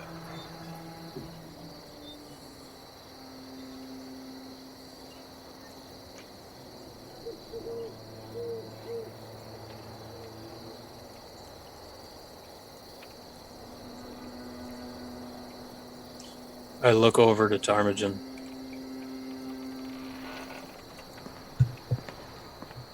Helen.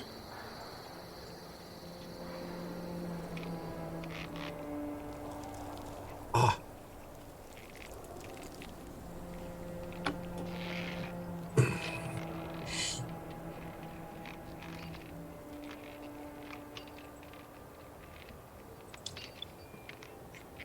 I look at this, can I go Mount Gacus? We don't know. We seem to be drawn there anyway. Well, I wouldn't recommend going there. It's an absolutely deadly place. I've lost quite a few members of my congregation there. But, Keep saying congregation. yes, I am a father to my children. Where are they now? In a safe place. We like to have our privacy respected. And I'm afraid that's not always possible. We try to stay out of inquiring eyes. By the way, I believe I can help you in regards to finding your friend. A little birdie whispered to me that Ireena Kolyana went to visit Escher before she went with you.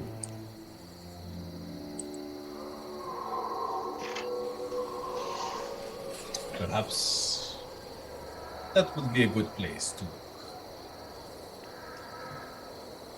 Let's head back to the mansion. Good luck to you all. Stiff nod. Just holds out his hand to the guy. He'll hold out his and grab your hand with both hands, shaking it warmly. And I slowly just start to peel his hand. And I grab the ring and start to slide it off his finger gently. Simply smiles and does not resist walking with you to let slide it off, he says. For the hero who helped save Vallaki, anything. I can see that you had him as a friend as well. I am sure his memory is honored by you.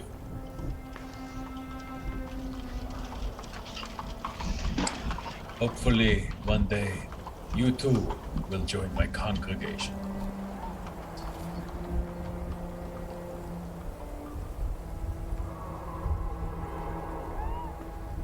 Together we can change. What's your name? Mafia. What's that, Orgo? What's your name? My name. Yes. I go by many names. Today, I go simply by Father.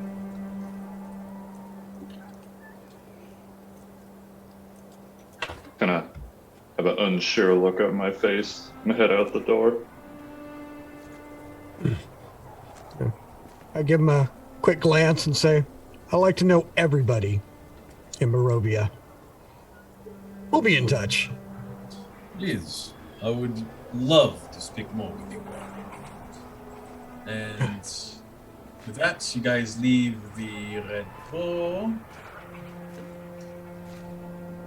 And I imagine you guys will be headed to certain somewhere. Looking for Escher's mansion, I do believe. Yeah. I will note, guys, it's getting pretty late. It's about 10:30 p.m. at the moment.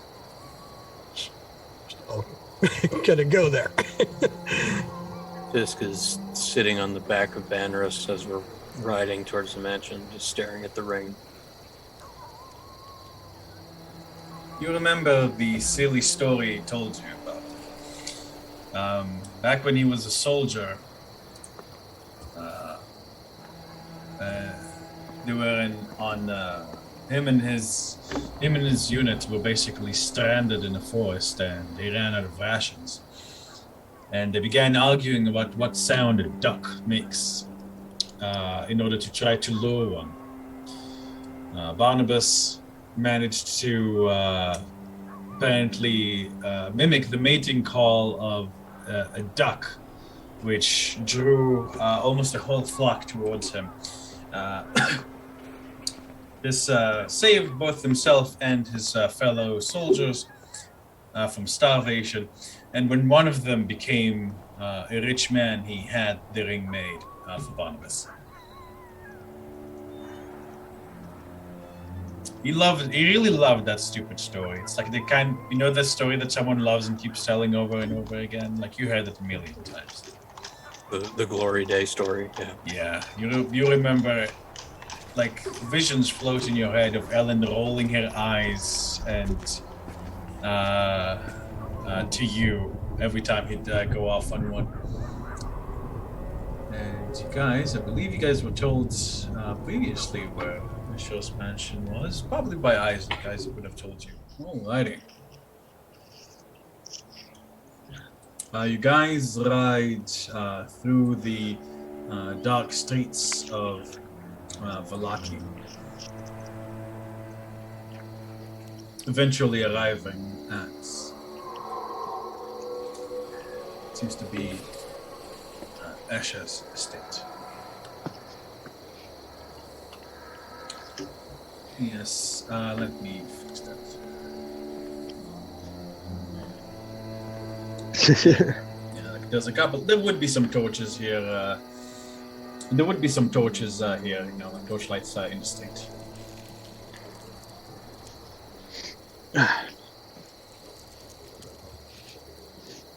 What a mansion.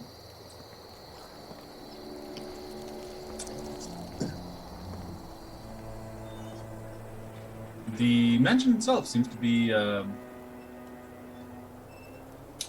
completely quiet and dark.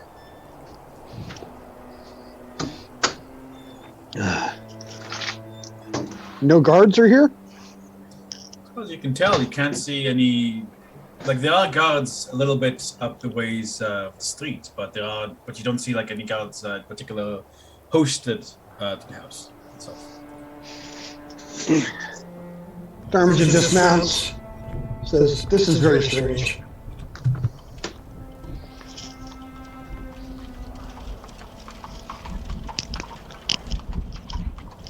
Soon nods in agreement. I don't like this. Oh.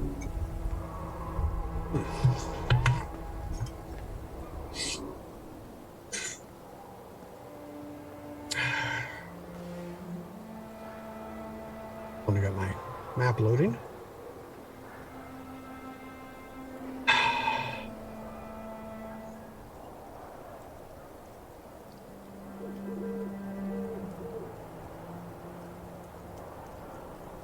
What would you like to do, guys? I reach down and first time pull out. No. See Tarmington kind of muttering and waving his hands in kind of a feathery shape. Shiny black feathers form into a shadowy blade. Badass. Say, I think it's time to clean this house and find our friend. And very quietly go to the nearest window or door that I can find. Doom is right here. Is that a door? That Or is a window? door at the front. Front? Okay. Try to peer inside, Tarmagen. It is quite dark inside. Good. This blade works well in the dark. I'm gonna listen carefully, see if I can hear anything inside. Go ahead and give me a perception check. So walk forward into Orgwell. Nothing. No, nothing.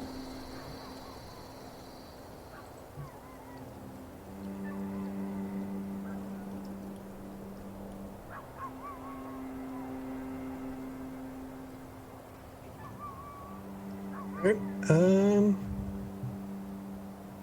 Is Look there a back at sec- everybody. Is there a second floor? Yes, it seems that the house has 3 floors. The last floor is more of an attic, actually. There are at least 2 floors, yes. I look up to the top floor and look at Fisk and just nod. Teleport up to the roof. To the roof of the second floor. So I assume that the second floor, and then there's like an awning for the bottom floor where I can see that I can get to the windows, or is it just a wall straight up? An awning. Yeah, I think there's an awning. Okay.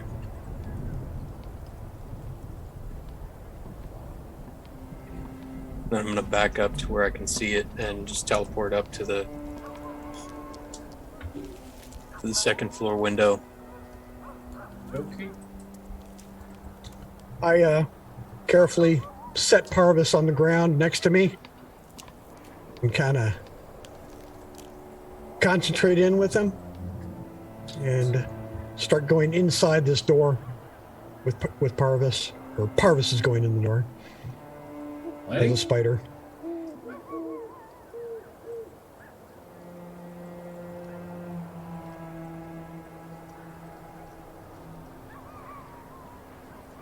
I hand it right over.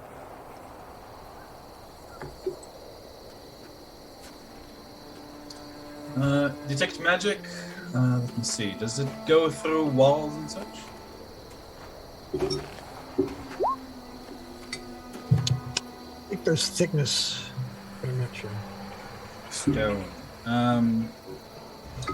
While you're standing on them, aside from the stuff your friends and yourself are carrying, not much is detecting as magic as far as you can tell.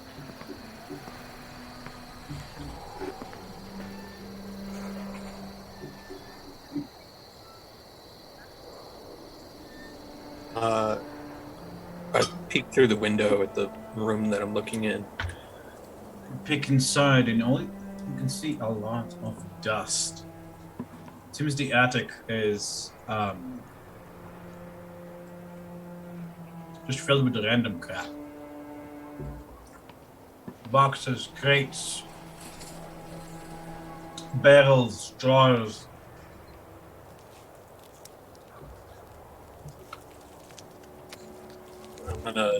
So this is the attic, which is the third floor, quote unquote, right? Mhm. So You wanted to go to the second floor? Yeah. Okay.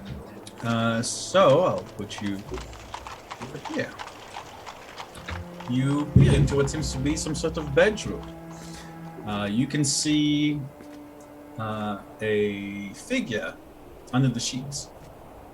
Can't quite tell what they look like. There's somebody under the sheets. Mhm.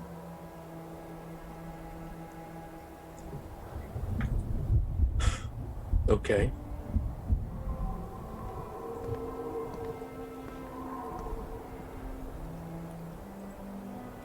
Right. Is there anything else you're looking for in particular? I'm gonna teleport over to this window.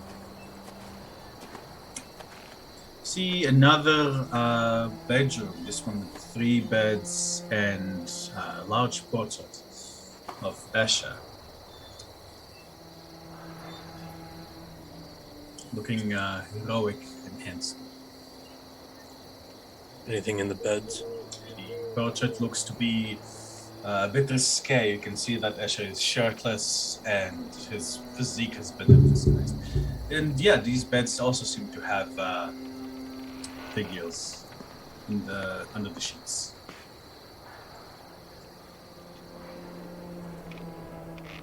So in the interest of time, I basically want to, like Nightcrawler, just pop in front of all the windows around the second floor.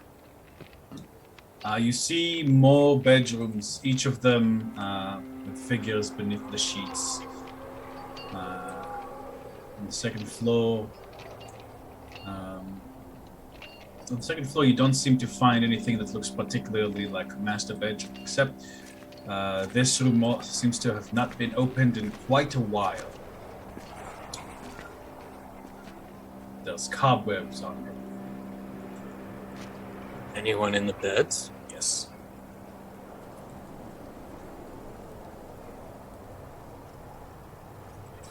Okay.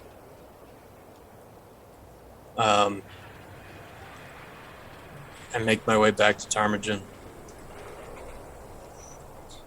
Guys see Fisk slide out of the shadows.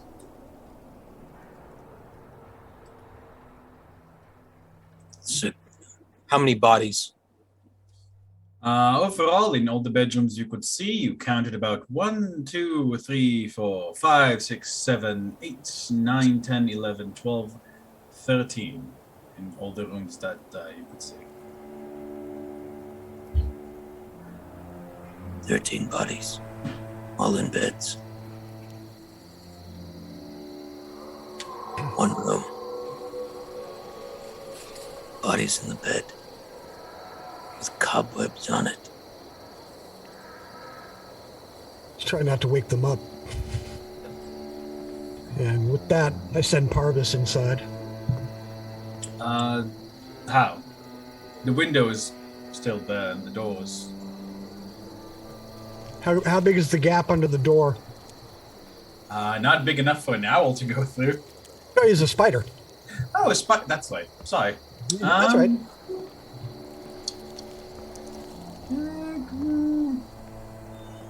Give me an acrobatics check for Parvis. This is a pretty well-made door. All right. How would I roll that for him? Dexterity.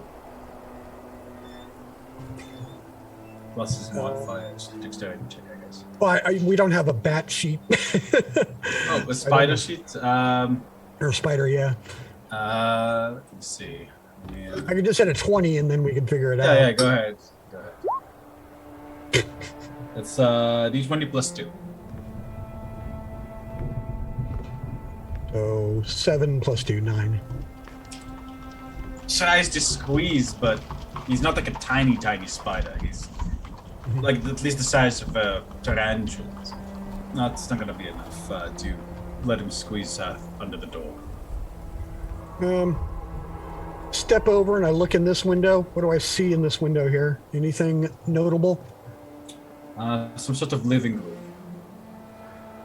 All right, I just pop the glass out with my saw spear. As he goes to do that, as I see him take out a tool, I grab his hand, and then I just teleport inside. With, the living room. are you like with him or? No, just me. Okay. I was like, I didn't know you could do that. Okay, Fisk. Where's your token? Alright, Fisk, you teleport inside. You can smell. You can smell Esha. Yeah, definitely. Not like now, but like he's been here recently. Definitely. The living room you find yourself in is exquisitely decorated.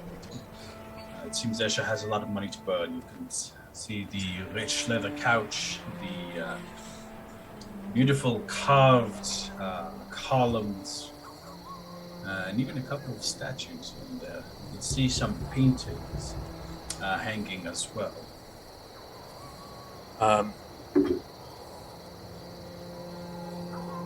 The shadows kind of pull in closer to me. If they're looking in through the window, they see the shadows kind of coalesce around me even tighter. Cast Pass Without a Trace. And I move around to the door, which is here. Mm-hmm. And open the door from the inside. With a slow creak, the door opens. As soon as I start to hear a slight creak, I cast, I stop if I hear even the slightest creak. Okay. And cast silence right here. There's nothing at all. No creak whatsoever. All right. The door opens into a small entry hall. The entry hall seems to have an additional 2 side doors, a staircase leading up, and the main doors. Okay. So I'm right there.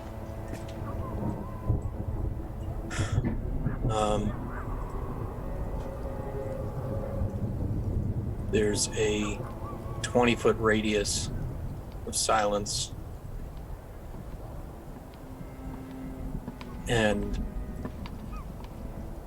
I go to the front door and unlock it from the inside and just push it open or pull it in. You guys see the front doors go, and Fisk has opened the doors for you.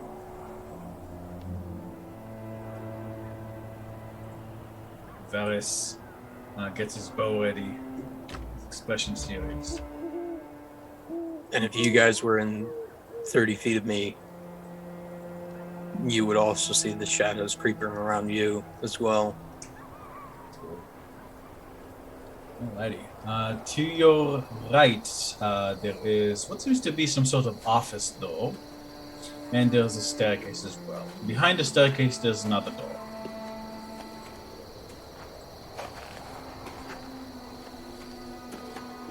I can barely see this. It is completely dark in here. You could cast a light spell or get a torch or something. Oh, it's just that dark, right?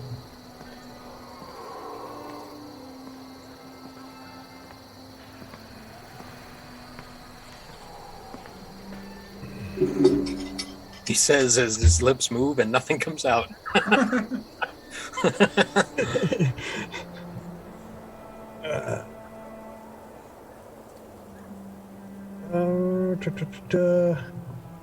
We have doors in this room. I can't see clearly enough on the map to tell.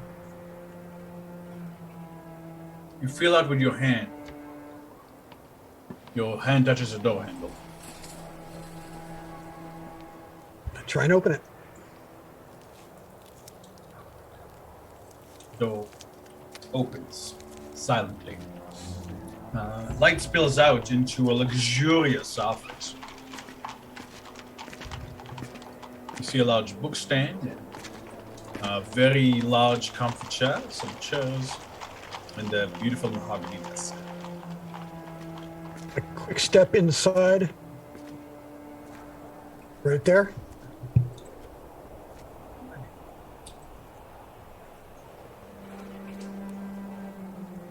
Imogen, Yes. as you step inside, very silently, the door closes. Begin to hear whispers.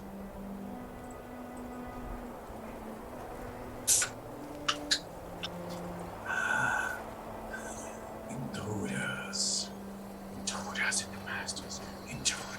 Intruders in the master's house.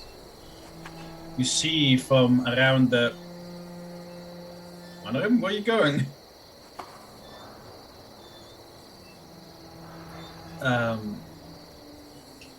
You see 3 shadowy forms materialize around the room, seemingly from a small silvery trinket, like everyone to roll me initiative, please. Fuck. Fucking death house all over again. Oh, there it is. What the hell? Slowly creeping up there, Urgle.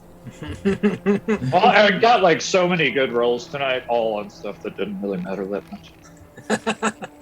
I guess, I don't know, it was a pretty big clue in Dude's bedroom, but yeah.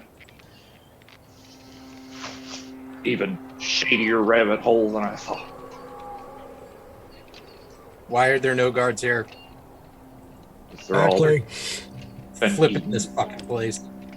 Yeah. But we're moving out of Vallaki. Pack our stuff. yeah. If So Irena's, let's go to Berez. yeah. We'll take that place.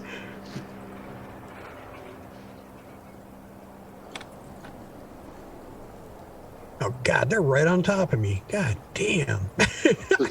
just burn everything. How many fireball spell slots do you have there? There's got to be a way to get a couple more. Jesus. By the way, because there is at the moment a silence spell up, I don't think you guys can hear anything. However, Yeah, but you do notice that the door has closed. yeah, I would have like immediately Yeah. been suspicious when that door closed. Yeah. He's dumb, but he's not that dumb.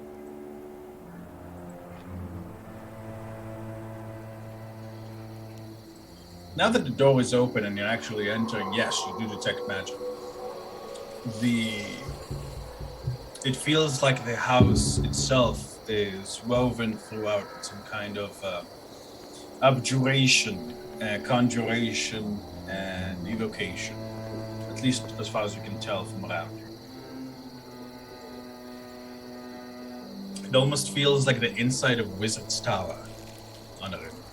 When you cast Detect Magic in a Wizard's Tower, this is basically what it feels like. Let's see. Oh. Fisk with a 22. We'll go with an 8. Imogen with a 6. Top ONORIM tier. with a 22. God damn, nice ONORIM. Sending Fisk. Man, Fisk, you are always first. Alrighty, go ahead. I'm gonna run over to the door and try and kick it. Try and just break it open. Alright, go ahead and give me an attack and damage roll, please. The doors are... The whole house is made really well, so it's fairly solid doors. 15, 9...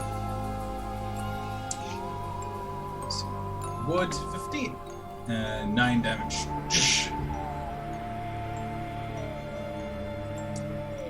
You kick the door.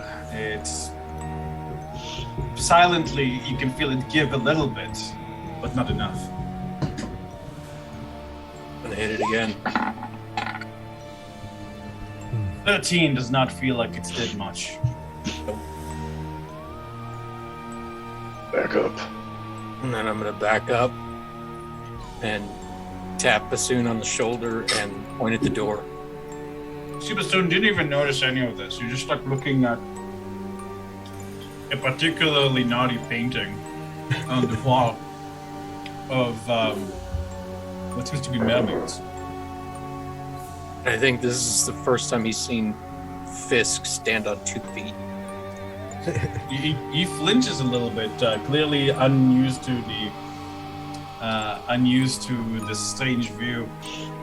And standing on 2 feet in a fighting pose, and I point to the door. You see it understanding dance, and he nods, pulling out his sword. That's my turn. Honor him.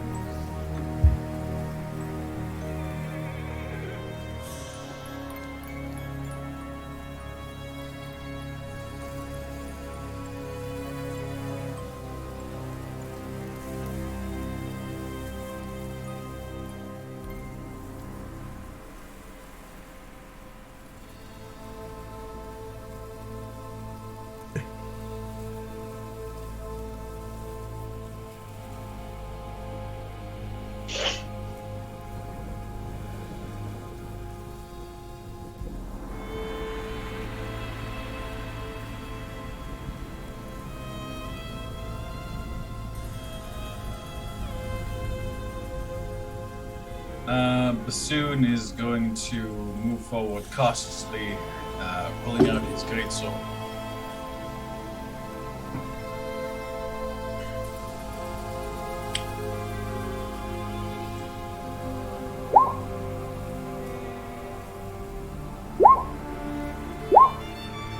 Slams the door twice. Well, actually, sound breaks it down.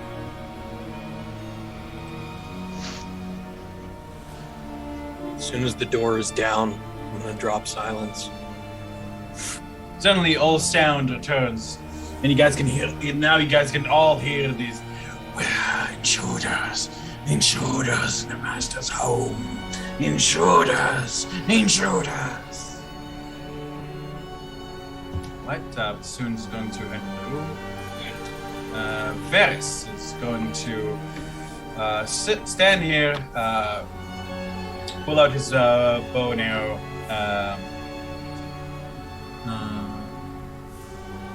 and take 1, 2 shots. God damn, nicely done, Varys. Yes.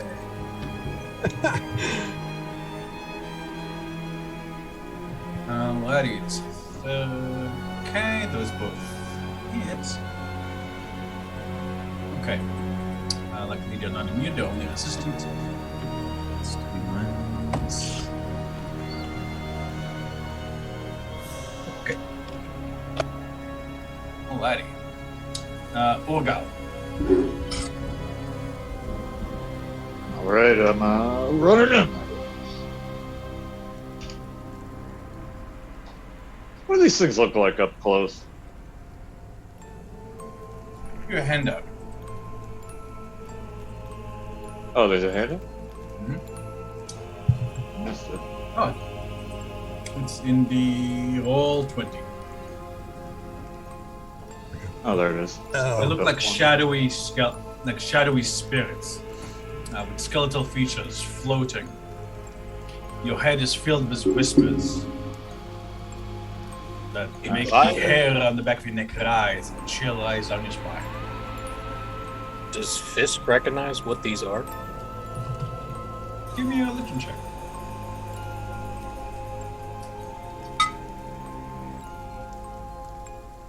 Legend. Recognize these as raves. Raves can arise either as a result of necromantic magic or a deep, deep need for vengeance by the undead, by the dead. Sorry.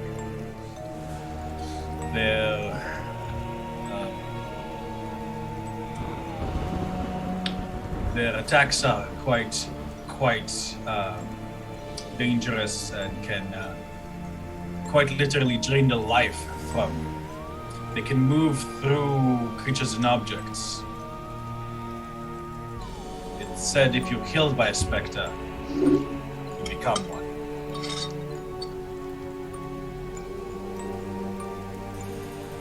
It's my turn, but okay. Orgal, go ahead.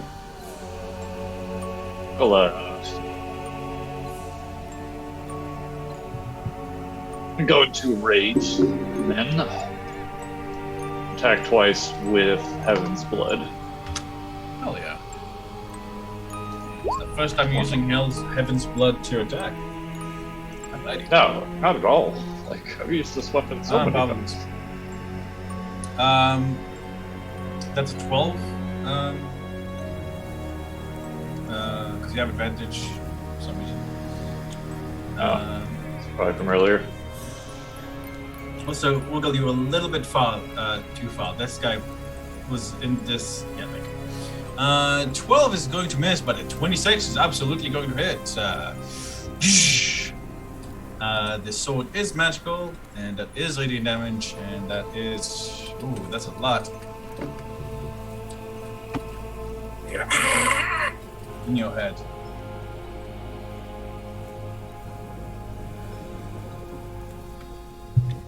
Seems to really not like Heaven's Blood. Anything else will go? No, that's it.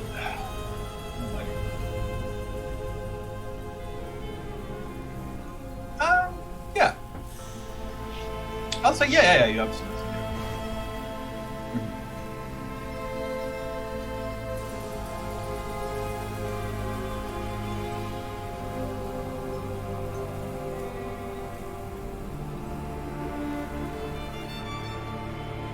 Coming right up.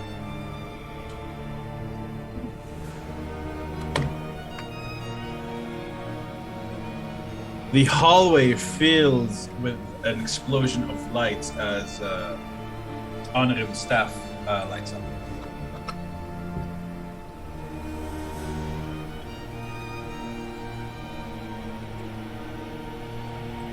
Sure.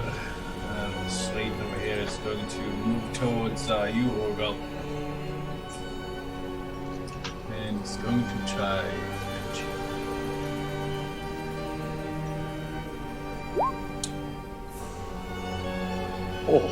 Oh. God Scary. damn. Scary. Alrighty. Orgal, why don't you go ahead and give me a Constitution saving throw? 13 hits. Did he crit on him? Oh, yeah. You know what? They're not technically flanking. Never mind. That they does not hit. Alrighty.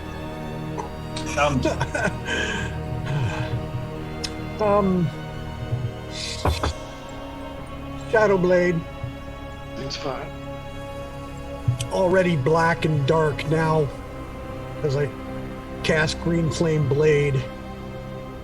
Now irradiates, or has an iridescent black shiny light instead of the normal green. And he steps up. Being it's dark, I at least lose my disadvantage. So it's a regular.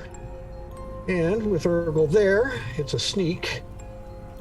I'm going to attempt to Green Flame Blade this little bugger right in front of me. Battle Blade with Green Flame Blade. Where is that?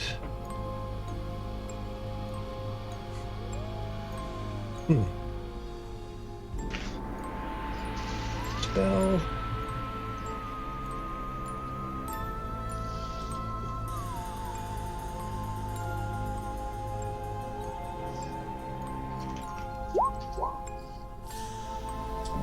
Well, that starts the spell, but it's an attack, right? You said you cast it earlier, right? Yeah, I did. I'm just trying to figure out how to. So you have the spell, like. Okay. Yeah, but I don't have an attack for that. Just roll your dexterity check. We'll add your proficiency to it. Alrighty.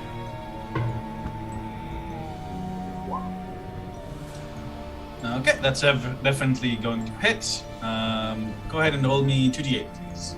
It's 2d8 for that, plus the Green Flame Blade. Yeah,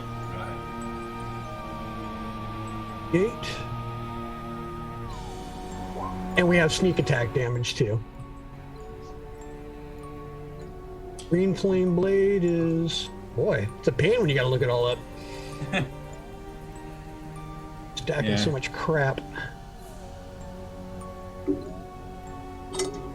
Blade. What? I think it's 2d6. Let's check. Fifth, So melee go is an ahead extra and, roll me 2d8. 1d8. Or 2d8, yeah. Sneak What? attack.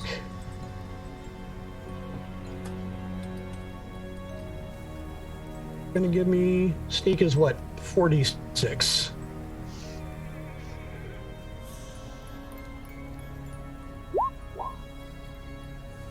Right. And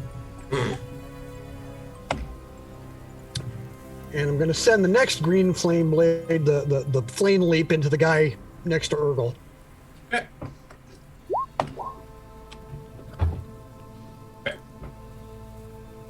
There we go. Anything else, Damager? Yeah, I'm backing way the fuck out of here. Okay, they'll take an attack of opportunity. I'm using disengage. Because I'm a rogue, so I can disengage as a bonus. No, So, okay. yeah. Alrighty. Let's see. This Wraith is going to move towards here, Ugo, and is going to try to touch you. This time with advantage.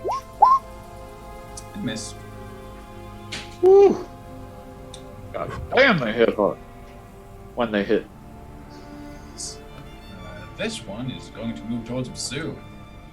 Intruders. 16. Basu manages to dodge. Fisk. You can see this shadowy forms, not unfamiliar to you. You see Fisk's face just go into this feral snarl. You're immediately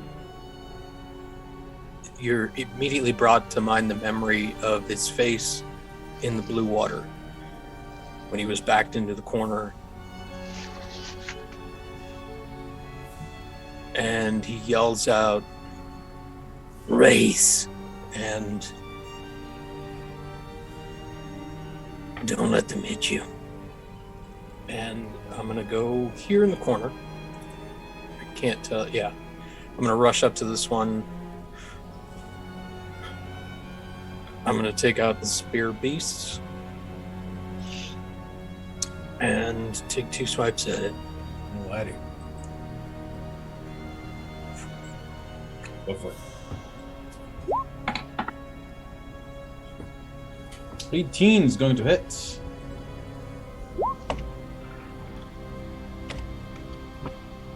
"19 will hit as well. It's now bloody. You can see, bloodied. You can see that its form is losing coherence, as if the shadowy wisps are starting to struggle to stick together. And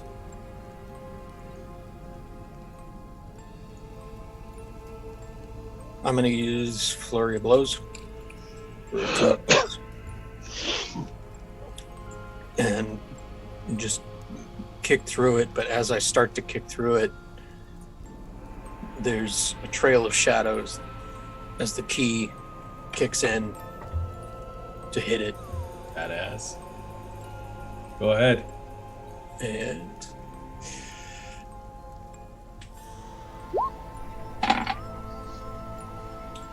Alrighty. Very nice.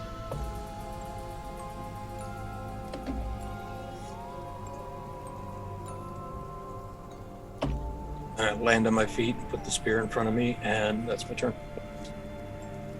The shadows protecting your feet are protecting your feet, but you can feel the frost forms around it. You slam your foot, like you can slam your foot back on the ground as you return from the kick, shattering the frost away. ONORIM.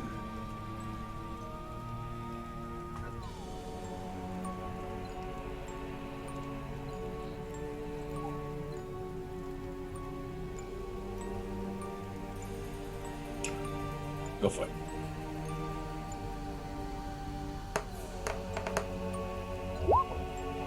One, two. Go ahead.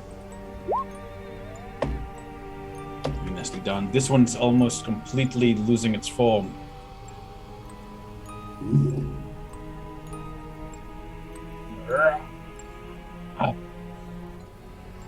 As the flames lick at it.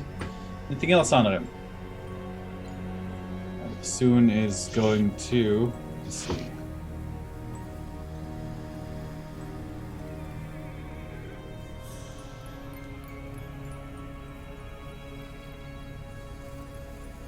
Gonna swing with his greatsword. In an 18. Unfortunately, it is not magical, but it's better than nothing. Okay.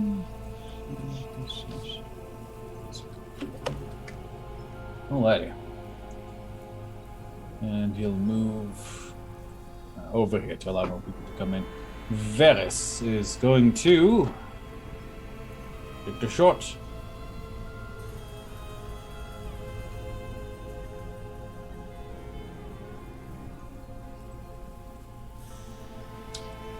12 is going to miss. 21 is going to hit, though. Alrighty. Orgal, you're up. All right. Final swing on the one next to fist. Hopefully. 27, goddamn. Hey. With a it disappears, dissipating into particulates of dust. Turn right around with the other slash into the one besides me. 19's gonna hit as well. I'll add Orcus Fury to that. Ooh, nice. So that's an extra 1d8, I believe. I believe so. There we go. Alrighty. This one is now bloody as well. Okay. Anything else, Orgal? On the bonus action, I will use Elemental Fury on the same guy. Alrighty. Okay. That'll be it. Alrighty. Tarmagen. Once again, closes in and goes after this guy with the green flame blade on the shadow blade, striking out into this nothingness. Go ahead. 16 plus, yeah, that's going to hit because you're proficient, so that's going to hit. Go ahead. And then 2d8 psychic, or yeah. Really? Apparently. But the green flame blade. Never seen Snake Eyes so often. Should have had a Snake Eyes tattoo. Like, what the fuck? Excellent. And then he sends the second part of the blast as the blade pierces through.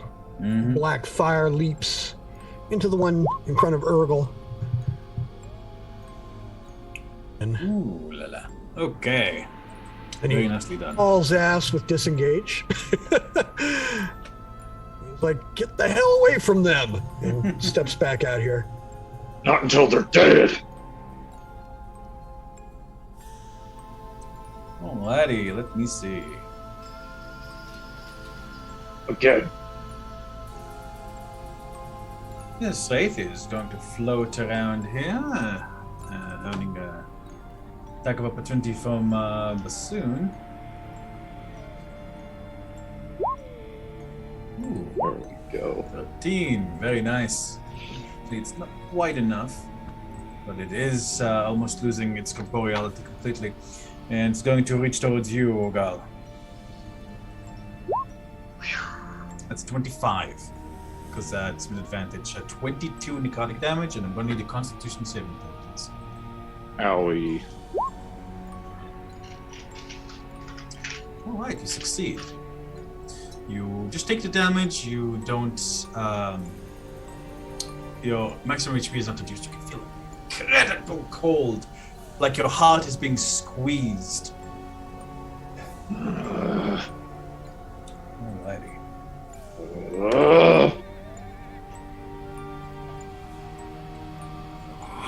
You can see the Wraith regain some of its form back.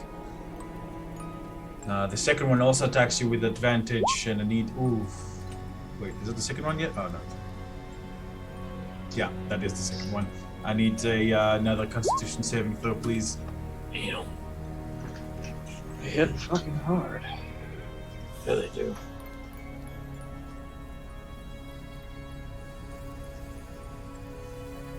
Okay, 20, you succeed. Fisk. This is conjuring memories in your mind, memories you'd rather not remember. I'm gonna launch spear forward at this one and take 2 swipes at it. Go ahead.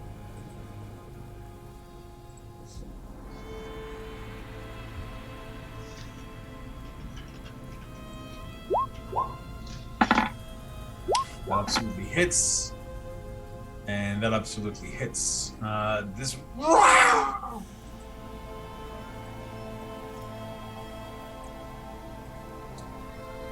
Okay. Only one remaining.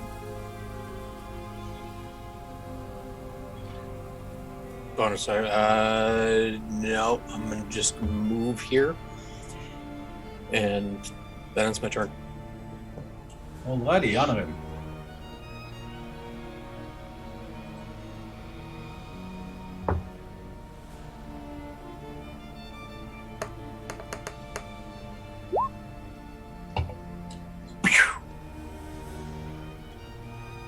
Seventeen hits. Go ahead.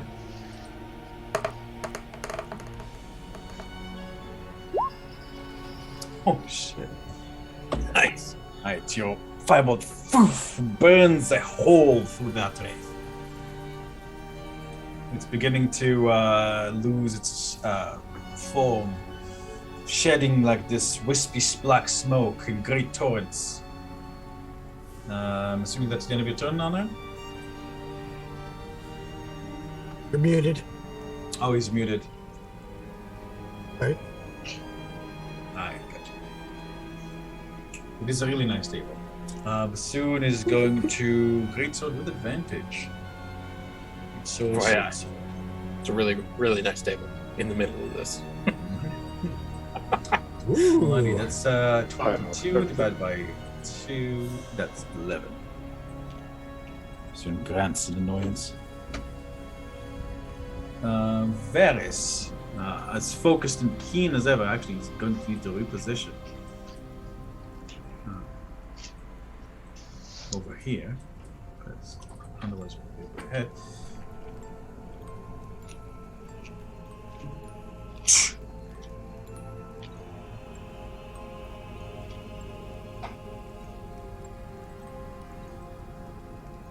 Ooh, this one. Okay, Urga. The old 1-2, Heaven's Blood. It's kind of screaming, pissed off at this point. Oh shit, okay, that's 13 plus 2, that's 15 plus 4. With an echoing scream, the last wraith dissipates, marking the end of the current combat. As you guys take a moment to catch your breath. Just puts the spear away. Slowly goes back down to all fours and takes out the wand. Doesn't look at him, just touches him.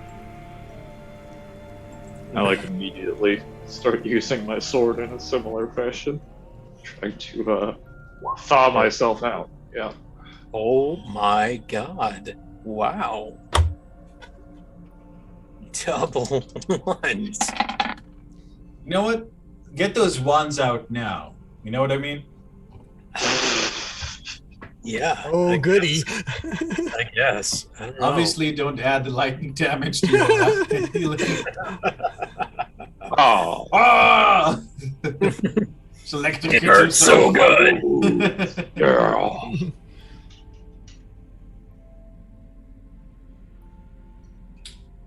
Yes, in fact, quite a bit.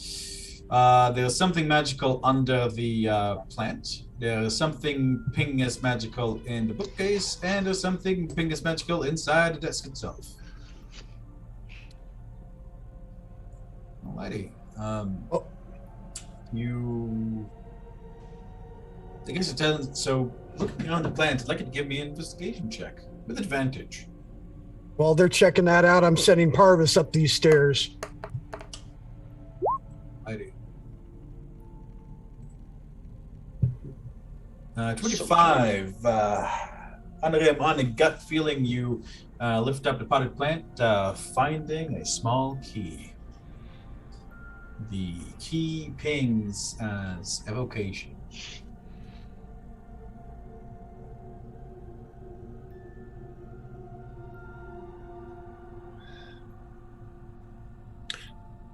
This is going to walk by Tarmogen, point to the living room.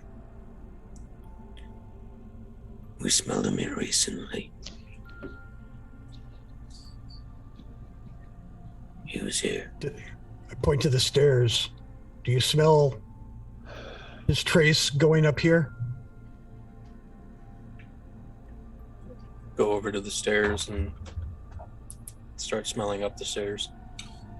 Go ahead and Look give me a over there. perception check. In the meantime, ONORIM, just using detect magic, look through the books. You find one that, the one titled "How to Make Friends and Influence People." Oh my! Pull it out. Son of a Really? You pull it out. It seems to be hollow. Inside, you find 5 vials of potion of false nature. Oh, this motherfucker. Hidden nature, like the same one we just found? That's right. Yep. Oh. This is Okay. burn the whole city down. Oh my goodness! The whole fucking city. Did you really use that title? How to make friends and influence people. That's brilliant. Right. Tarmogen, let me get a powers token for you. ONORIM, as you go to investigate the desk where the magic seems to be emanating, it seems to be pinged by a quill and a set of inks, and you recognize this inks as scroll scribing inks. However, there's also something pinging as magical in the drawer itself. The drawer seems to have a small symbol curved on it. ONORIM, would you happen to know Elvish? Probably. Unfortunately, you do not recognize this symbol. It just seems like a strange, squiggly letter to you. I wonder if the elf does. Varys says, like, what? Varys like, why are you looking at me? No. Varys will helpfully stride forward and say, that says, beloved. We love it. I guess he really likes his desk. Beloved. Oh. His desk is not a McDonald's location. It has a key. It does a keyhole. It does kind of look like it, yes. Excuse me. Mm-hmm.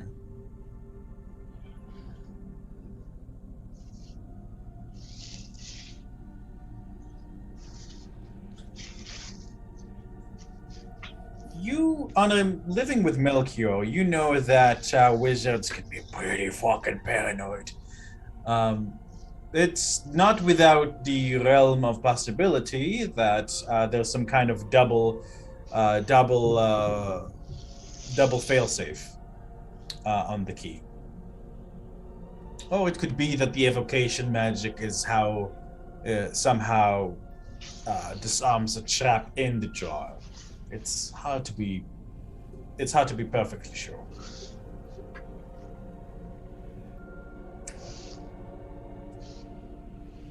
Could just kick the shit out of it.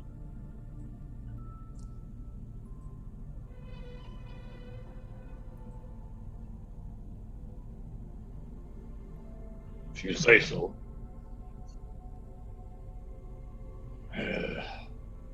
Fine. Let's go. Where to now? Do I smell anything on the staircase? Let me see. The perception is 19, and I'm going to say it's high enough, Fisk, that you also smell something other than just Esha. You can smell.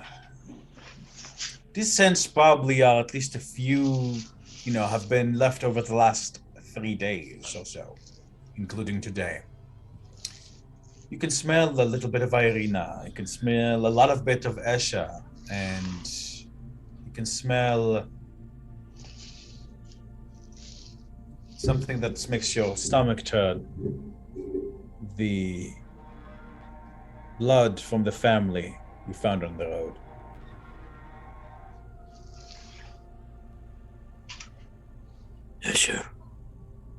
Ireena.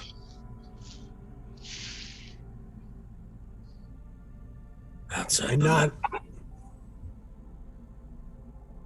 the heads.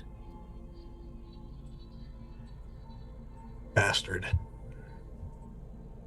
Ptarmigan closes his eyes as he links up with his rather feathery spider. Yeah, I'm. That's okay. Hey, it's a particularly owlish spider. Yes. The feather thing is kind of a theme. Yes, Two very large eyes. Very Alrighty, curious spider. as he skitters hither and thither, let me drag There we out the all-seeing token. Okay. Just kind of eyes closed, just saying what I see through his eyes. So, You can see on the second floor. There are about 1, 2, 3, 4, 5 doors that Parvis can see immediately.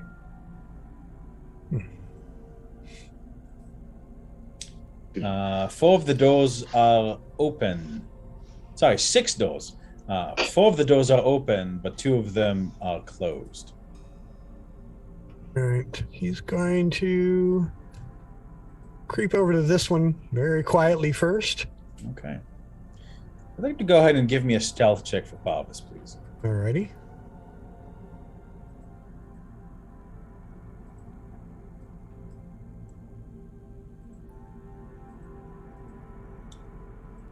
Well, I don't know. He wouldn't have my advantage. So hold on.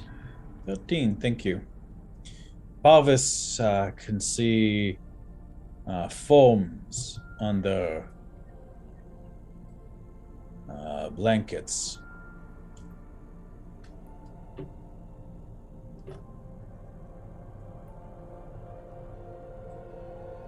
Continue around the corner. Same thing. Suddenly, your connection with Parvis cuts out. The last thing he transmits is a feeling of pain. I go. He's gone.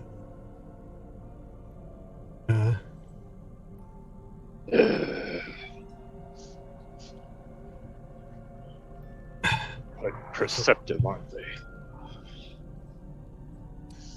I'm going to be See, reading that. I move to the bottom of the stairs. I kind of perch. I listen, keeping an ear, and I say, clear this floor. Once it's clear, let's go up there. I'm just waiting and listening. In the living room, let me see. Yes. The fireplace pings as magical, as well as the table. The table pings as enchantment. The fireplace pings as evocation.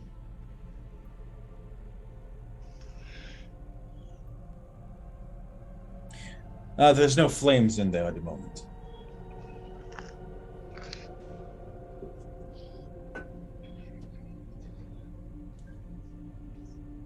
You see a small inscription reading Phosphar. Phosphar. I'll put it in question. It's in common, yeah. The word force. Oh, phosphor. Well, sort of. Not phosphor, like literally, but phosphor, but like spelled in a weird way.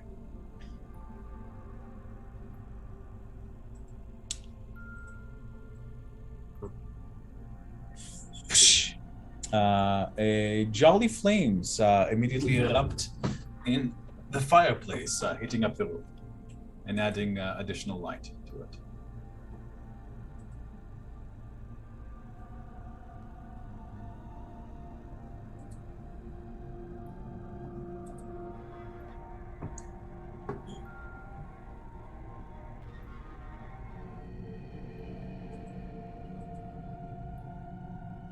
No.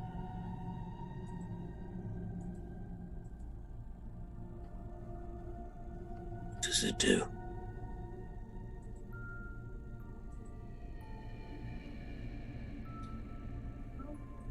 Give me an Arcana check. The table is beautiful and seems to be not set, sorry, but seems to be, have enough room for at least 6 guests at the same time. You see a series of runes, magical runes around the edge of the desk.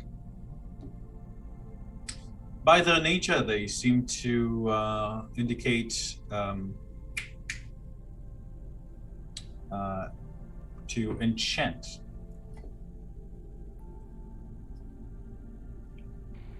You've heard of things like this before, where one enchants their table for various purposes. The runes aren't obvious, like you'd need to kind of like look for them on the edge there. Sometimes they can be used from everything as simple as transferring food from another place to a different place, giving everyone, making the people eating at the table more friendly towards you, or even something as nefarious as making your food taste better. Judging by the enchantment or ONORIM, this might be the second one.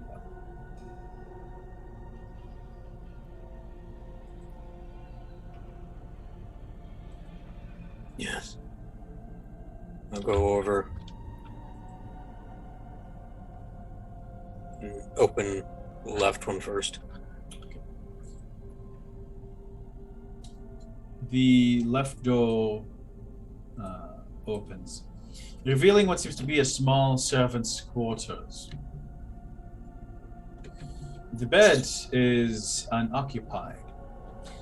On the little nightstand here, there seems to be a small figurine of a smiling young woman. Go over and pick it up. Do I recognize the woman? This looks exactly like Ireena. The fuck? Yes. Let me see. This is Hand it over to ONORIM. transmutation.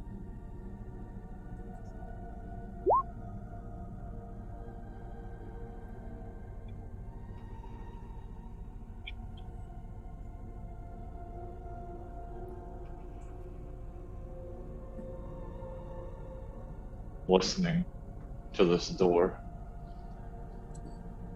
Is that Olga? Sorry. I'll listen to this door while this is going on.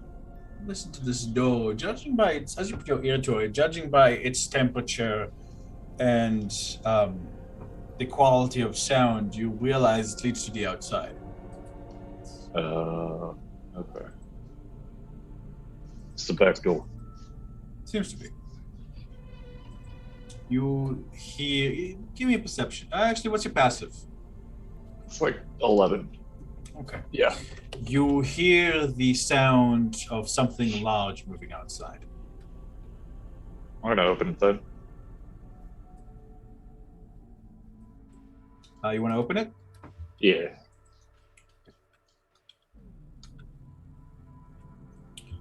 See a couple of horses standing in the in a little back section. It seems they are extremely beautiful and very well groomed. Their coat is black as night. They don't See look their distressed. eyes. See their eyes. You may go to you.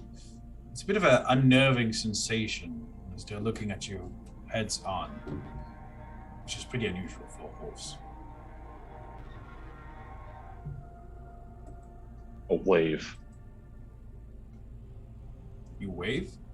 Yeah, I'll wave and see if they react. One of the horses will move closer.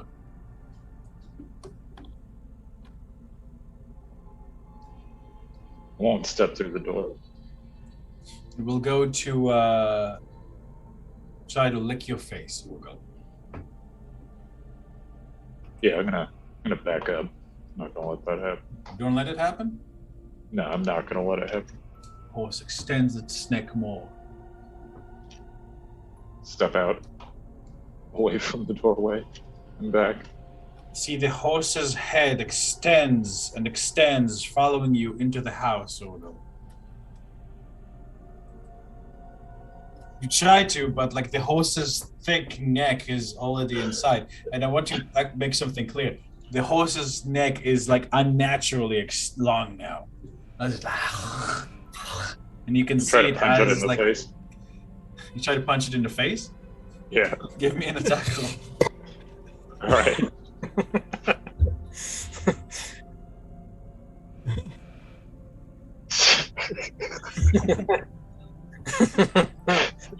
God damn it.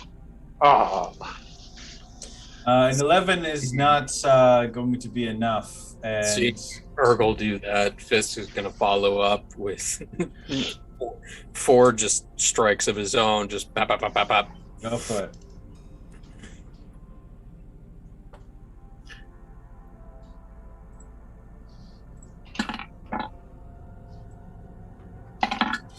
The horse goes, and the neck with jaws back behind the door. You slam down ONORIM. Urgal and Fisk, you realize that your fists are covered with a strange. You feel pinpricks on your fist, and when you look, you see that hitting the horse has left. Well, I guess like for Fisk it'd be hard to tell, but you can see like these very thin hairs, like embedded in your fist, black as the horse's coat. I'd like Constitution saving throws from the both of you, please. I love this place.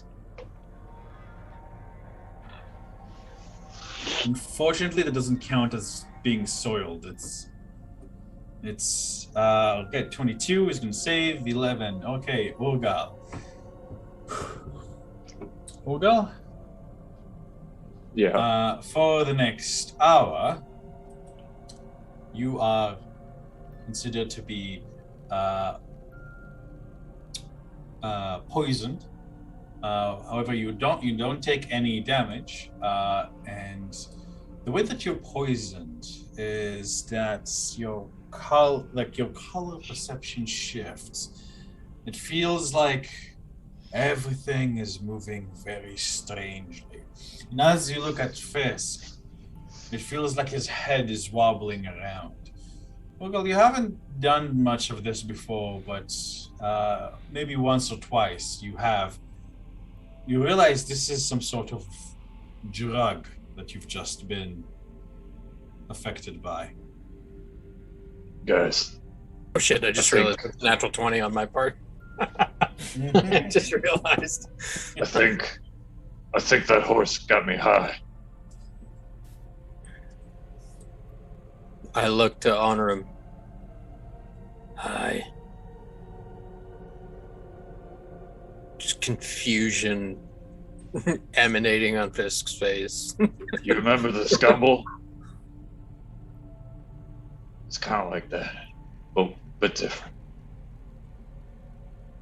I look at my fists, the same kind of hairs buried in my knuckles. Well, it seems that the fur on your fist was formed a pretty effective barrier from preventing those other hairs from entering your body. I'll say ONORIM. You might have heard of this. Go ahead and give me a nature check. I want to sit down.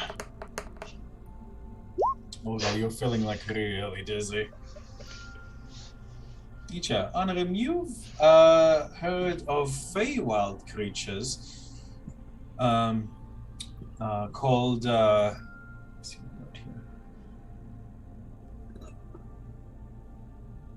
Called sloth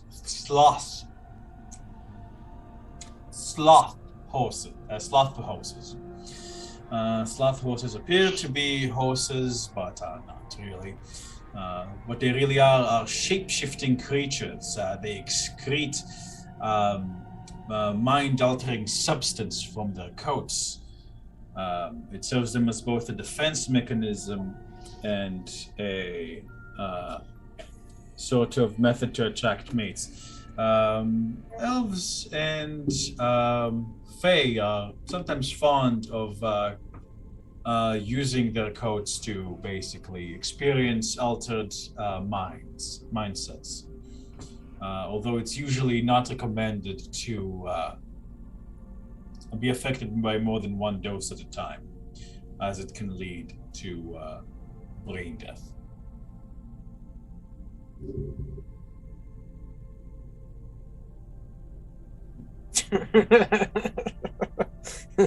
Cliff's footnotes. Cliff's footnotes. Yo, guys, Urgel's stoned as fuck.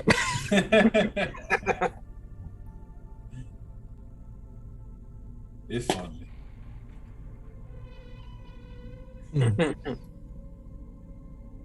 Wait, I thought Tomas was with us. Where'd he go? Oh. Shit. As you enter the kitchen, Fisk, Fisk, Orgal, and ONORIM, the three of you can hear someone humming. Sounds like a man's voice coming from the oven. Coming from the oven? The oven, from inside the oven. You can even hear a bit of a teeny ring voice. Like humming a tune? Yeah, humming a tune. Like the kind you'd be humming while you're working on something. I need another hit.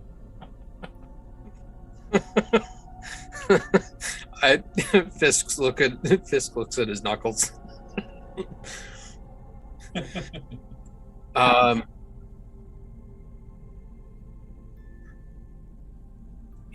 Okay, then I'm going to slowly walk towards it as he's moved to about there while he's asking that. Anything magical? No.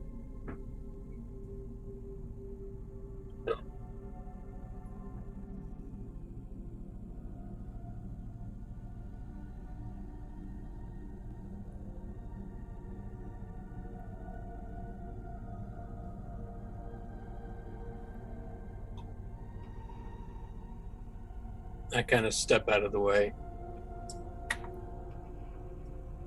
Go back against the wall.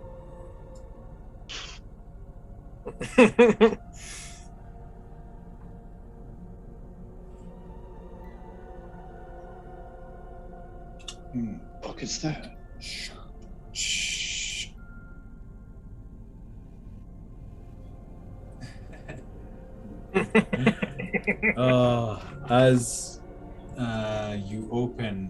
As you open the oven, a blood-curdling screech fills the air. Fisk, I'd like you to roll me a dexterity saving throw as a gout of fire bulges your way.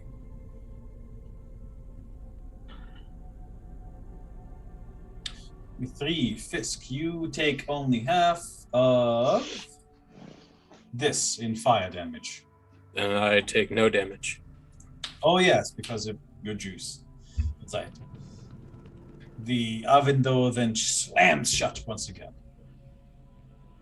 Whoa. The air begins to fill with smoke.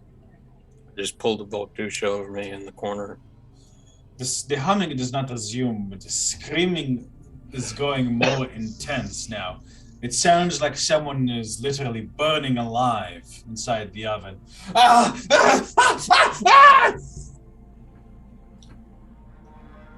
Do I see anything while the oven is open? In that brief split second, do I see something in it? Yes, you saw some sort of overload object. For a moment, you thought you saw a flash of eyes. Might have been some manner of head. I'm gonna step out and close the door. As soon as you exit, the screaming stops completely.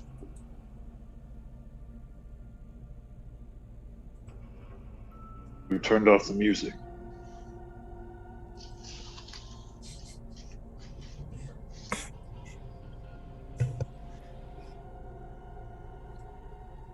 The door. Start stumbling forward. This kind of pushes his tail and fluffs it in front of Urgel's nose for him to It grab. looks like it's like leaving after images, Orgo. I just fluff it in front of your face for you to grab it. Just lead you by my tail. Seems that Escher likes to partake of the strong stuff. It's a shame. Outside, on the outside, even one of these could sell for about a couple of grand of gold. You're not quite sure how much they'd go for here in Bohemia. Alrighty.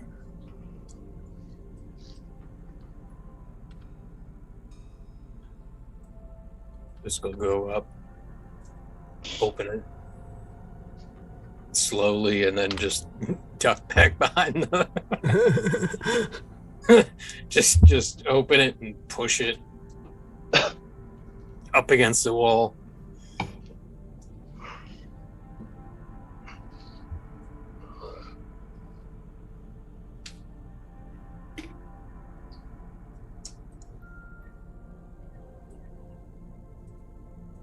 For a moment, you see a brief flash of something red.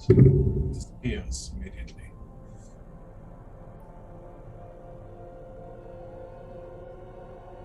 Something red? So it's some sort of red, wispy presence. I saw something purple. You blind? That was clearly red. Oh.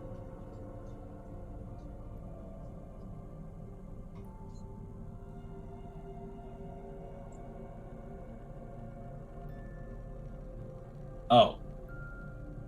I was going to say, this is a bad time, cousin. Keeping his eyes glued, looking upstairs, Tarmogen kind of leans over, is like, "Who's high? What?" And as that Tarmogen leans forward to say that, you guys see a hand appears and yanks him back upstairs. And with that, we're going to end tonight's session of the Curse of Stars. Oh, jeez.